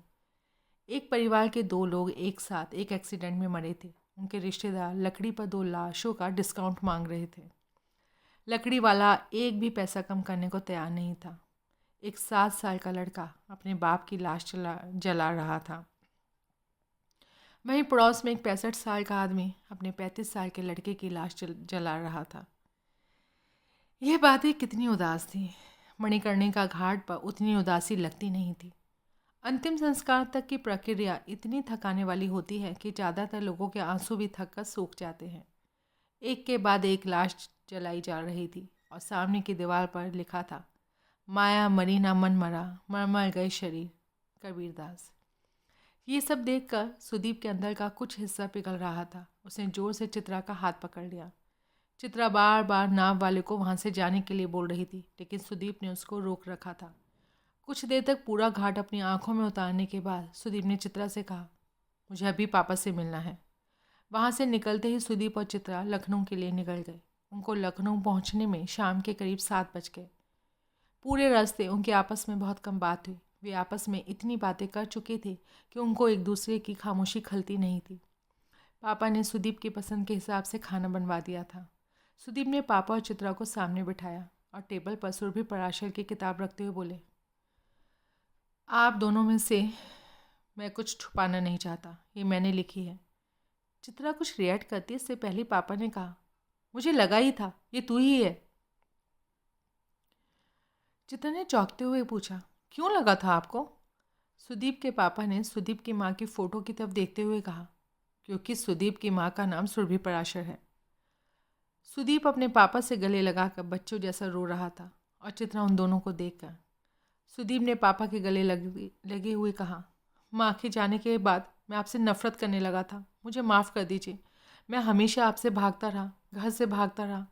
अब इस बात का बोझ के साथ मैं जी नहीं पा रहा। पता नहीं सुदीप को किसने बदला था। उसके हज़ारों किलोमीटर के सफ़र ने, बाबा ने, मणिकर्णिका घाट ने, या समय ने, या इन सब ने मिलकर कुछ भी कहना मुश्किल था। उस रात पापा और सुदीप साथ एक कमरे में सोए। रात में पापा को बार बार खांस कर नींद से उठता देख सुदीप को पहली बार एहसास हुआ कि एक उम्र के बाद बिस्तर पर अकेले सोना इस दुनिया का सबसे बड़ा काम है। हर बिस्तर पर इतनी जगह होती है कि उसमें समंदर भर बेचैनी सूख जाए। सुदीप को सालों भर बाद पापा के साथ सोकर अपना खोया हुआ घर मिल गया था। अगले दिन सुबह छत पर उसने बताया कि उसके पास अब भी कुछ 50 करोड़ रुपए हैं। वो सारा पैसा सुरभि पराशर फाउंडेशन के नाम कर रहा है। उसने चित्रा और अपने पापा दोनों से वादा लिया कि इस बात का जिक्र कभी किसी से भी ना किया जाए। सुदीप ने सुरभि फाउंडेशन के बारे में सब कुछ सोच रखा था, जिसमें ऐसे बच्चों को स्कॉलरशिप दी जानी थी जो किसी भी वजह से अपनी पढ़ाई पूरी नहीं कर पाए थे। सुदीप ने जो किताब सुरभि पराशर के नाम से लिखी थी, उसकी रॉयल्टी के पैसे भी सुरभि फाउंडेशन में ही जमा होने थे। पापा को चित्रा के साथ अपना घर पूरा लगता था। असल में घर में माँ के न रहने से जो कुछ होता है सो तो होता है, लेकिन सारी बातचीत रुक जाती है। चित्रा इस घर का अधूरा हिस्सा हो गई थी। लड़कियां एक समय के बाद घर की माँ बन जाती हैं, फिर पता नहीं कब घर की नींव का हिस्सा हो जाती हैं। पापा ने दोनों से शादी के लिए पूछा तो चित्रा और सुदीप दोनों ने बताया कि बस अगले साल 10 अक्टूबर को हम शादी कर लेंगे। 4-5 दिन रुकने के बाद चित्रा वहाँ से दिल्ली चली गई, इस वादे के साथ कि वो महीने में एक बार लखनऊ ज़रूर आया करेगी। सुदीप भी नॉर्थ ईस्ट रोड ट्रिप पर जाना चाहता था। वो सुरभि पराशर फाउंडेशन का काम पूरा करके जाने का प्लान कर रहा था। पेपर वर्क करने में उसको करीब करीब नवंबर निकल गया। 15 दिसंबर को गुवाहाटी के लिए निकलना फाइनल किया। इस बीच चित्रा 2 बार लखनऊ आई। वो जितने दिन के लिए भी आती पापा बहुत खुश रहते। 15 दिसंबर को वो गुवाहाटी जाने के लिए निकला। उसको गोरखपुर होते हुए जाना था, लेकिन उसका मन इलाहाबाद होते हुए जाने का था, क्योंकि उसके पिताजी इलाहाबाद में पढ़े थे और उसको वैसे भी इलाहाबाद में संगम जाना ही था। वो गंगा जमुना से ज़्यादा सरस्वती नदी में इंटरेस्टेड था। ऐसा कहते हैं कि संगम की तीसरी नदी सरस्वती सबको दिखती नहीं। असल में सरस्वती नदी सबके भीतर होती है, लेकिन गंगा जमुना के चक्कर में उस नदी तक कम लोग ही पहुंच पाते हैं। संगम में गंगा और जमुना का रंग तो अलग अलग दिखता है, लेकिन सरस्वती का रंग वही होता है जो हमारे मन का होता है। सुदीप बहुत देर संगम में बैठकर अपने मन की सरस्वती को ढूंढता रहा। सुदीप की अगली मंजिल गोरखपुर थी, लेकिन संगम में ज़्यादा देर रुकने की वजह से गोरखपुर पहुंचने में रात हो गई थी। दिसंबर के मौसम में अच्छा खासा कोहरा था, इसलिए आदत के मुताबिक वो अंधेरा होने से थोड़ा सा पहले गोरखपुर के रास्ते बस्ती शहर से थोड़ा सा आगे एक गांव में घुस गया। उसने पगडंडी में घुसते हुए ध्यान नहीं दिया कि वो कई किलोमीटर अंदर आ चुका था। कोहरे की वजह से चलना मुश्किल होता जा रहा था। जिस गांव में वो रुका वो बहुत पिछड़ा था, वहाँ बिजली थी भी तो आ नहीं रही थी। इस गांव में लालटेन जलाकर पंचायत चल रही थी। उसने शुरू में पंचायत पर ज़्यादा ध्यान नहीं दिया। गांव के सभी लोग पंचायत में थे। उसने कभी पंचायत होते देखी भी नहीं थी, इसलिए एक कुएं के पास अपनी कार खड़ी करके वो पंचायत देखने पहुंच गया। पंचायत में अच्छा खासा शोर शराबा था, गाली गलौज चल रही थी। माहौल में अच्छी खासी गर्मी थी। उसने वहाँ रुकना ठीक नहीं लगा, लेकिन वहाँ कोने में करीब 20 साल की एक लड़की को रोता देखकर वो रुक गया। उस लड़की के साथ उसके माता पिता भी नीचे बैठे हुए थे, जो बार बार पंचों के पैर छूकर कुछ विनती कर रहे थे। अपने कपड़ों से वो कहीं से भी गांव वाला लगता नहीं था। वो पीछे जाकर बैठ गया। गांव वाले भोजपुरी में बात कर रहे थे। उसने एक लड़के से समझना चाहा कि आखिर हुआ क्या है और ये लड़की इतना रो क्यों रही है। लड़के ने बताया कि ठाकुर साहब के लड़के ने इस लड़की के साथ ज़बरदस्ती की है। लड़की छोटी जात की है और अब पेट से है। पंचायत ने फैसला लिया है कि ठाकुर साहब इस लड़की को 11,000 रुपये दें। अब पूरे गांव को खाना खिलाते तो बरी हो जाएंगे। लड़की वाले इसलिए रो रहे हैं कि उनकी बिन ब्याही माँ बनी लड़की से अब कौन शादी करेगा। लड़की के परिवार वाले पैसे बढ़वाने के लिए गिड़गिड़ा रहे हैं। सुदीप ने ये सुना तो उसके पैरों के नीचे से ज़मीन सरक गई। उसको अपने अकाउंट में पड़े हुए पैसों से इतनी नफरत कभी नहीं हुई थी। वो अपने आप को कंट्रोल नहीं कर पाया। उसने सामने जाकर बोल दिया कि वो पत्रकार है। उसको लगा था कि वो इस परिवार को पुलिस के पास ले जाएगा। सुदीप के अपने आप को पत्रकार बताते ही पूरी पंचायत में खलबली मच गई। सुदीप को अंदाज़ा नहीं था कि पंचायत जब खतरनाक होती है तो कितनी खतरनाक होती है। पंचों के इशारे पर 2-3 लड़के उसको पकड़ने के लिए भागे। कुछ ही मिनटों में 2-3 लड़के एक बड़ी भीड़ में बदल गए। सुदीप किसी तरह से भागकर अपनी कार तक पहुंचा। उसने अपनी कार भगाई। कोहरा अंधेरे में बुरी तरह से मिल चुका था। इधर कुछ लोग मोटरसाइकिल से उसका पीछा करने लगे। 1-2 पत्थर उसकी कार का शीशा तोड़ चुके थे। सुदीप जितनी तेज़ कार भगा सकता था वो भगा रहा था। हाईवे से आती हुई हॉर्न की आवाज़ से उसको अंदाज़ा लगा कि हाईवे अब ज़्यादा दूर नहीं है। 1-2 पत्थर उसके बिल्कुल पास से होकर गुजर चुके थे। सुदीप जिस वक्त पनडंडी से बाहर निकला, ठीक उसी समय एक ट्रक ने उसको टक्कर मार दी। ट्रक वाले की गलती नहीं थी। कोहरे में किसी को भी धोखा हो सकता था। गांव वाले वापस लौट गए जैसे कभी कुछ हुआ ही नहीं था। गांव में ठाकुर साहब ने गांव भर को खाना खिलाने की तैयारी शुरू कर दी थी। ट्रक वाला डर के मारे भाग गया। कार वहीं कोने में बहुत देर तक पड़ी रही। रात के करीब 10 बजे पुलिस को गश्त में एक्सीडेंट के बारे में पता चला। सुदीप के पापा को लखनऊ में सूचना दी गई। पापा ने तुरंत चित्रा को फ़ोन करके बताया। दोनों बहुत ज़्यादा घबराए हुए थे। सुदीप के पापा का एक स्टूडेंट गोरखपुर का डीएम था। उसने बिना 1 मिनट गवाए सुदीप का इलाज शुरू करवा दिया। टक्कर इतनी खतरनाक थी कि कार पूरी तरह से पिचक चुकी थी। सुदीप के पापा और चित्रा दोनों शाम तक हॉस्पिटल पहुंच चुके थे। पापा का रोना थम नहीं रहा था और डॉक्टर कुछ भी नहीं बता रहे थे। 16 दिसंबर की सुबह सुदीप इस दुनिया से आज़ाद हो गया। जब कोई मरता है तो वो अकेले नहीं मरता, अपने साथ पूरी दुनिया लेकर मरता है। चित्रा और पापा के लिए पूरी दुनिया ख़त्म हो चुकी थी। सुदीप की लाश को बनारस लाया गया। बनारस आदमी कभी ना कभी पहुंच ही जाता है। सुदीप की लाश के पास बहुत लोग थे, लेकिन पता नहीं कहाँ से वो बाबा सुदीप की लाश के चलने के दरमियान पूरे वक्त वहीं पर था। सुदीप की मौत गुमनाम मौत थी। वो शायद यही चाहता था। गुमनाम मरना हमारे समय की सबसे बड़ी लग्जरी है। किसी को कभी पता नहीं चला कि गांव में उस दिन क्या हुआ था। ज़रूरी नहीं कि भीड़ घेर कर ही मारे, भीड़ कई बार चुपचाप भी मार देती है। जनवरी में सुदीप का वकील मुंबई से लखनऊ आया। उसने रुपए का हिसाब किताब दिया। सुदीप की इच्छा सुदीप के पापा सुन ही नहीं पाए। सुदीप के पापा अनाथ हो चुके थे। सुदीप की विल में उसके सारे पासवर्ड थे। चित्रा ने वहीं लखनऊ में रहने का फ़ैसला किया। सुदीप ने अपनी विल में ये भी लिखा था कि अगर उसको कुछ हो जाए तो उसकी किताब के सारे राइट्स चित्रा के पास चले जाएंगे। चित्रा ने लिखना छोड़ दिया। पापा को जब भी उसकी याद आती तो वो सुदीप के कमरे की एक एक चीज़ निकाल कर उसको दोबारा वहीं रख देते। ऐसे सफाई करते हुए उनको एक फ़ाइल में सुदीप यानी कि सुरभि पराशर की तीसरी किताब के कुछ पन्ने मिले। चित्रा ने जब पब्लिशर से बात की तो पता चला कि सुदीप ने आधी किताब ईमेल कर दी थी। अब बची हुई किताब वो जून में देने वाला था। किताब की लॉन्च डेट सुदीप ने 10 अक्टूबर 2020 रखने के लिए ईमेल किया था। चित्रा ने जब उन पन्नों को मिलाया तो पता चला कि ये उसी तीसरी किताब का हिस्सा है। चित्रा ने पापा को इस बात के लिए समझा भी लिया कि सुदीप की अधूरी किताब ही छपने भेज दी जाए। पापा इसके लिए तैयार भी थे। चित्रा का मन था कि सुदीप की आखिरी किताब में उसके बारे में सब कुछ लिखा जाए। चित्रा ने लिखना छोड़ दिया था। वो अब लखनऊ में सुदीप के पापा के साथ रहने लगी थी। पापा जब चित्रा को देखते तो उन्हें सुदीप की और याद आती। उन्होंने एक दिन चित्रा से कहा, बेटा तुम यहाँ से जा सकती हो, मेरे चक्कर में तुम अपनी लाइफ वेस्ट मत करो। चित्रा को ये सुनकर थोड़ा बुरा भी लगा। उसने पापा को समझाया भी कि उसको कोई दिक्कत नहीं है और वो कहीं नहीं जाएगी। इस पर पापा ने ये शर्त रखी, अगर तुम नहीं जाओगी तो तुमको वैसे ही रहना होगा जैसे सुदीप हमारे साथ हो। ये बोलकर पापा की और सुनकर चित्रा की आंखें गीली हो गई। पापा, ये नहीं हो पाएगा मुझसे। पापा नहीं माने। वो बिल्कुल ज़िद पर अड़ गए कि वो लिखना ना छोड़े। सुदीप के पापा ने चित्रा को समझाया कि सुदीप की माँ के ना रहने पर वो सबसे ज़्यादा उनसे लड़ना मिस करते हैं। पापा ने पुराने सारे कैसेट रखे हुए थे जो सुदीप की माँ को पसंद थे।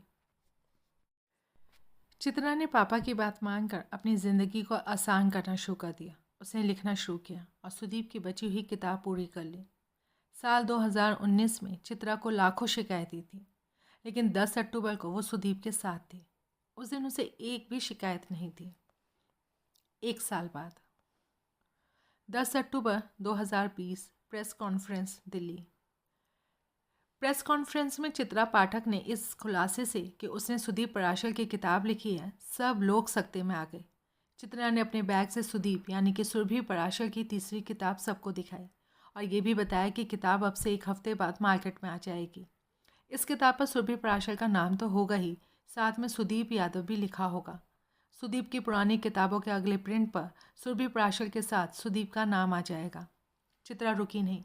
उसने आगे ये बताया कि चूंकि सुदीप कुछ भी छोटा नहीं करता था, इसलिए सुरभि फाउंडेशन हर साल 5 नए लेखकों को स्कॉलरशिप देगी, जिसका हर साल नए लेखकों को 10 लाख रुपए मिलेंगे। लोगों के मन में अब भी हज़ारों सवाल थे। कोई चित्रा और सुदीप के रिश्ते के बारे में पूछ रहा था तो कोई सुदीप के बारे में। सैकड़ों सवालों को वैसे ही छोड़कर चित्रा प्रेस कॉन्फ्रेंस से निकलकर सीधे एयरपोर्ट चली गई। चित्रा का पीछा एयरपोर्ट तक कई रिपोर्टर्स ने किया। वहाँ से उसने बनारस की फ़्लाइट ली। 10 अक्टूबर 2020 शाम 5 बजे 80 घाट बनारस। चित्रा बनारस की घाट पर जाकर अकेले बैठ गई। सूरज डूबने को है। बनारस को सोने में अभी वक्त है। नाव अकेली है। चित्रा अकेली है। बनारस अकेला है। बनारस की हर एक गली अकेली है। बनारस का हर एक घाट अकेला है। चित्रा को वही नाव वाला दिखा जो 10 साल पहले मिला था और पिछले साल सुदीप के साथ भी मिला था। पूरा घाट बिल्कुल सुनसान देखकर चित्रा भी चौंकी कि वो सपना देख रही है या सच। वो उस नाव वाले को पास बुलाकर नाव में बैठे। वो पिछली बार आपके साथ वो साहब आए थे ना, जिन्होंने बाबा को रुपए दिए, वो नहीं आए? चित्रा ने इसका कोई जवाब नहीं दिया। नाव चलना शुरू ही हुई थी कि इतने में वही बाबा आकर नाव में बैठ गए जिसको सुदीप ने पैसे दिए थे। नाव वाले ने बाबा को भगाने की कोशिश भी की, लेकिन चित्रा ने ऐसा करने से मना कर दिया। बाबा ने चित्रा को देखकर कुछ नहीं किया, ना कुछ कहा। वो बस आकर बैठ गए। चित्रा नाव से आगे बढ़ती जा रही थी और अपने पीछे वो सारे रास्ते छोड़ती जा रही थी जहाँ जहाँ वो भटकी थी। नाव पर बैठा मल्लाह कुछ बातें करने की कोशिश कर रहा है, लेकिन चित्रा को कुछ सुनाई नहीं दे रहा। बाबा कुछ बोले जा रहे थे। जब उन्होंने देखा कि चित्रा उनकी बात पर ध्यान नहीं दे रही थी, वो चित्रा को करीब करीब झकझोरते हुए बोले, महादेव भोलेनाथ को अर्धनारीश्वर बोलते हैं, जानती हो? चित्रा चुप रही, लेकिन उसने बाबा की आंखों में देखा। उसको बाबा की आंख देखकर लगा कि ये बाबा की नहीं, सुदीप की आंखें हैं। चित्रा को कुछ समझ नहीं आ रहा था। वो उन आंखों में देखती रही। बाबा ने बोलना शुरू किया, हर आदमी में एक औरत और हर औरत में एक आदमी होता है। हर आदमी अपने अंदर की अधूरी औरत को ज़िंदगी भर बाहर ढूंढता रहता है, लेकिन वो औरत बड़ी मुश्किल से मिलती है। वैसे ही हर औरत अपने अंदर का अधूरा आदमी ढूंढती रहती है, लेकिन वो अधूरा आदमी बड़ी मुश्किल से मिलता है और कई बार वो अधूरा मिलता ही नहीं। लेकिन अगर एक बार अधूरा हिस्सा मिल जाए तो आदमी मरकर भी नहीं खोता। तू ध्यान से देख, वो कहीं नहीं गया, तेरे अंदर है। आधी तू आधा वो। प्रस्तावना 2। किताब के इस मोड़ पर दोबारा प्रस्तावना लाने के लिए मैं माफ़ी चाहता हूँ और मैं सभी पढ़ने वालों से बार बार आगे पीछे ले जाने के लिए माफ़ी भी मांगता हूँ, लेकिन मैं क्या करूँ। जैसे किसी खाली छुट्टी के दिन बैठकर हमें अपनी खुद की कहानी सीधी सीधी नज़र नहीं आती, वैसे ही मुझे ये कहानी मिली। जैसे जैसे जो हिस्सा याद आ रहा है वैसे ही सुना रहा हूँ। जैसे ज़िंदगी के जिए हुए हिस्सों में मिलावट नहीं की जा सकती, वैसे ही मैं कहानी में मिलावट नहीं करना चाहता। हो सकता है कि मेरा ऐसा करना इस कहानी को कमज़ोर करता हो, लेकिन मुझे परवाह नहीं, क्योंकि परवाह करके ना कहानियाँ लिखी जा सकती हैं और ना ही कहानियों को जिया जा सकता है। मैं कहानियाँ लिखने से ज़्यादा उनको जीने में विश्वास करता हूँ। इसलिए अपने घटिया लिखने का दोष मैं अपने पूरे होशो हवास में अपनी ज़िंदगी को देता हूँ। मलाल बस यही है कि मैं ज़िंदगी को बस उतना ही पकड़ पाया हूँ जितना कि एक मुट्ठी बंद करके कोई हवा पकड़ पाता है। कहानी का अंत पकड़ने के लिए कहानी को वहाँ से पकड़ना पड़ता है जहाँ से कहानी शुरू हुई थी। सच पूछिए तो ये कहानी हुई ही ना होती अगर चित्रा और सुदीप अगले दिन सुबह मिले नहीं होते। रात में मिलकर किसी को भूल जाना सुदीप के लिए नया नहीं था और चित्रा एक कहानी लिखने के बाद ये भुला देती थी कि कहानी के किरदार से वो सच में मिल चुकी है। इसलिए इस कहानी का सिरा सही से पकड़ने के लिए 10 साल पहले चलना पड़ेगा, ठीक उसी दिन जिस दिन चित्रा और सुदीप पहली बार नाव में बैठे थे। 10 अक्टूबर 2010, 80 घाट बनारस। मैं चाहती हूँ कि मुझे हर कोई पहचाने, मेरे अपने कमाए हुए खूब पैसे हों, मेरी किताबें लाखों में बिके, हर जगह मुझे बोलने के लिए बुलाया जाए, न्यूज़पेपर में मेरी फ़ोटो आए, न्यूज़ रूम में मुझे बुलाया जाए। इन शॉर्ट मुझे कोई अवॉइड नहीं कर पाए। चित्रा ने अपने फ्यूचर प्लान बताते हुए कहा। हाँ, तो Chitra madam rich and famous page 3 celebrity होना चाहती हैं, इसमें रोने की क्या बात है। सुदीप ने चित्रा को बात सुनकर मजाक उड़ाने के अंदाज में कहा। मुझे लगता है कि ये सब कुछ नहीं हो पाएगा, मैं पिछले 3 साल से किताब पूरी नहीं कर पाई। ये सब कुछ हो गया तब ज़्यादा परेशानी होगी, लेकिन वो तुम्हें अभी समझ नहीं आएगा। सुदीप ने कहा। जाओ बच्चा, वरदान देते हैं तुम्हें, तुम एक दिन हिंदुस्तान की सबसे बड़ी लेखिका बनोगी, बड़ी राइटर हो जाओगी तो भूल तो नहीं जाओगी ना। वेल, बाद में मैं तुम्हें पहचानूंगी या नहीं, अभी से तो इस बारे में कुछ नहीं कह सकती। देखना, एक दिन तुम्हें सब मिल जाएगा, पैसा, नाम, सब कुछ। उस दिन तुम मेरी जगह को अपने आप को रख कर दुनिया देख पाओगी। लाइफ की ट्रेजेडी ये नहीं है कि ये नहीं मिला वो नहीं मिला, यहाँ मिलता सबको सब कुछ है, बस टाइम से नहीं मिलता। 10 अक्टूबर 2020, शाम 5 बजे, 80 घाट बनारस। चित्रा को वो सारी बातें याद आ रही थी। उसको ये नहीं लग रहा था कि सुदीप नहीं है। वो समझ ही नहीं पा रही थी कि सच क्या है और सपना क्या है। कुछ दिन गटमट हो जाते हैं। चित्रा के लिए ये वही दिन था। सुदीप उसको सामने नाव में बैठा हुआ दिख रहा था। चित्रा को ये मलाल नहीं है कि सुदीप नहीं है। वो जिंदा भी था तो कौन सा वो मिलते थे, लेकिन केवल ये तसल्ली कि वो दूसरा है अभी इस दुनिया में, क्या इतना ही काफ़ी नहीं होता अपने आप को समझाने के लिए। एक आदमी के ना होने से पूरी दुनिया कैसे खाली हो सकती है। ऐसी बातें चित्रा ने अपनी किताबों में ना जाने कितनी बार लिखी होंगी, लेकिन ऐसा होते हुए देखना इतना आसान नहीं था जितना कि लिखना। चित्रा को अपनी कहानियों का अंत लिखते लिखते इतना तो पता ही चल गया था कि अकेला हो जाना इस दुनिया की आखिरी सच्चाई है। भले आप भीड़ में मरें या अपने घर के बिस्तर पर, हर आदमी मरते वक्त अकेला ही होता है। इस दुनिया के बाद किसी दूसरी दुनिया की उम्मीद शायद हम सब की आखिरी उम्मीद होती हो। ऐसी दुनिया जो कि हम बना सकते थे, ऐसी दुनिया जो हमें ज़िंदगी भर सपनों में दिखती थी। इसलिए शायद हम अपने सपने भूल जाते हैं, क्योंकि अगर सपने याद रहें तो हमारे लिए ये दुनिया झेलना असंभव हो जाए। इसके बाद पूरे रास्ते बाबा ने कोई बात नहीं की। नदी पार होने के बाद बाबा ने वैसे ही रेत उठकर हवा में उड़ा दी। चित्रा ने आगे कभी कोई अगली किताब लिखी या नहीं लिखी, इसका फैसला मैं आप पर छोड़ता हूँ। सुदीप होता तो बस यही चाहता कि वो किताबें लिखे और किताब पर स्टाइल से साइन करे, with love, luck and light, Chitra. Sudeep के पास जाने से पहले इतना मौका था ही नहीं कि वो कोई वादा ले पाए कि चित्रा कभी लिखना नहीं छोड़ेगी। लेकिन उन दोनों के बीच ऐसा कुछ था ही कहाँ जिससे कोई वादा हो, प्यार हो, शिकवा हो या शिकायत हो।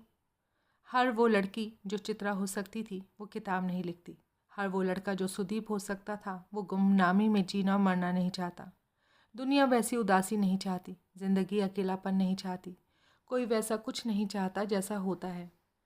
चित्रा और सुदीप जैसे हम शापित लोग हैं। हमारा नाम, पता, पहचान, शक्ल, ज़िंदगी सब कुछ शाप है।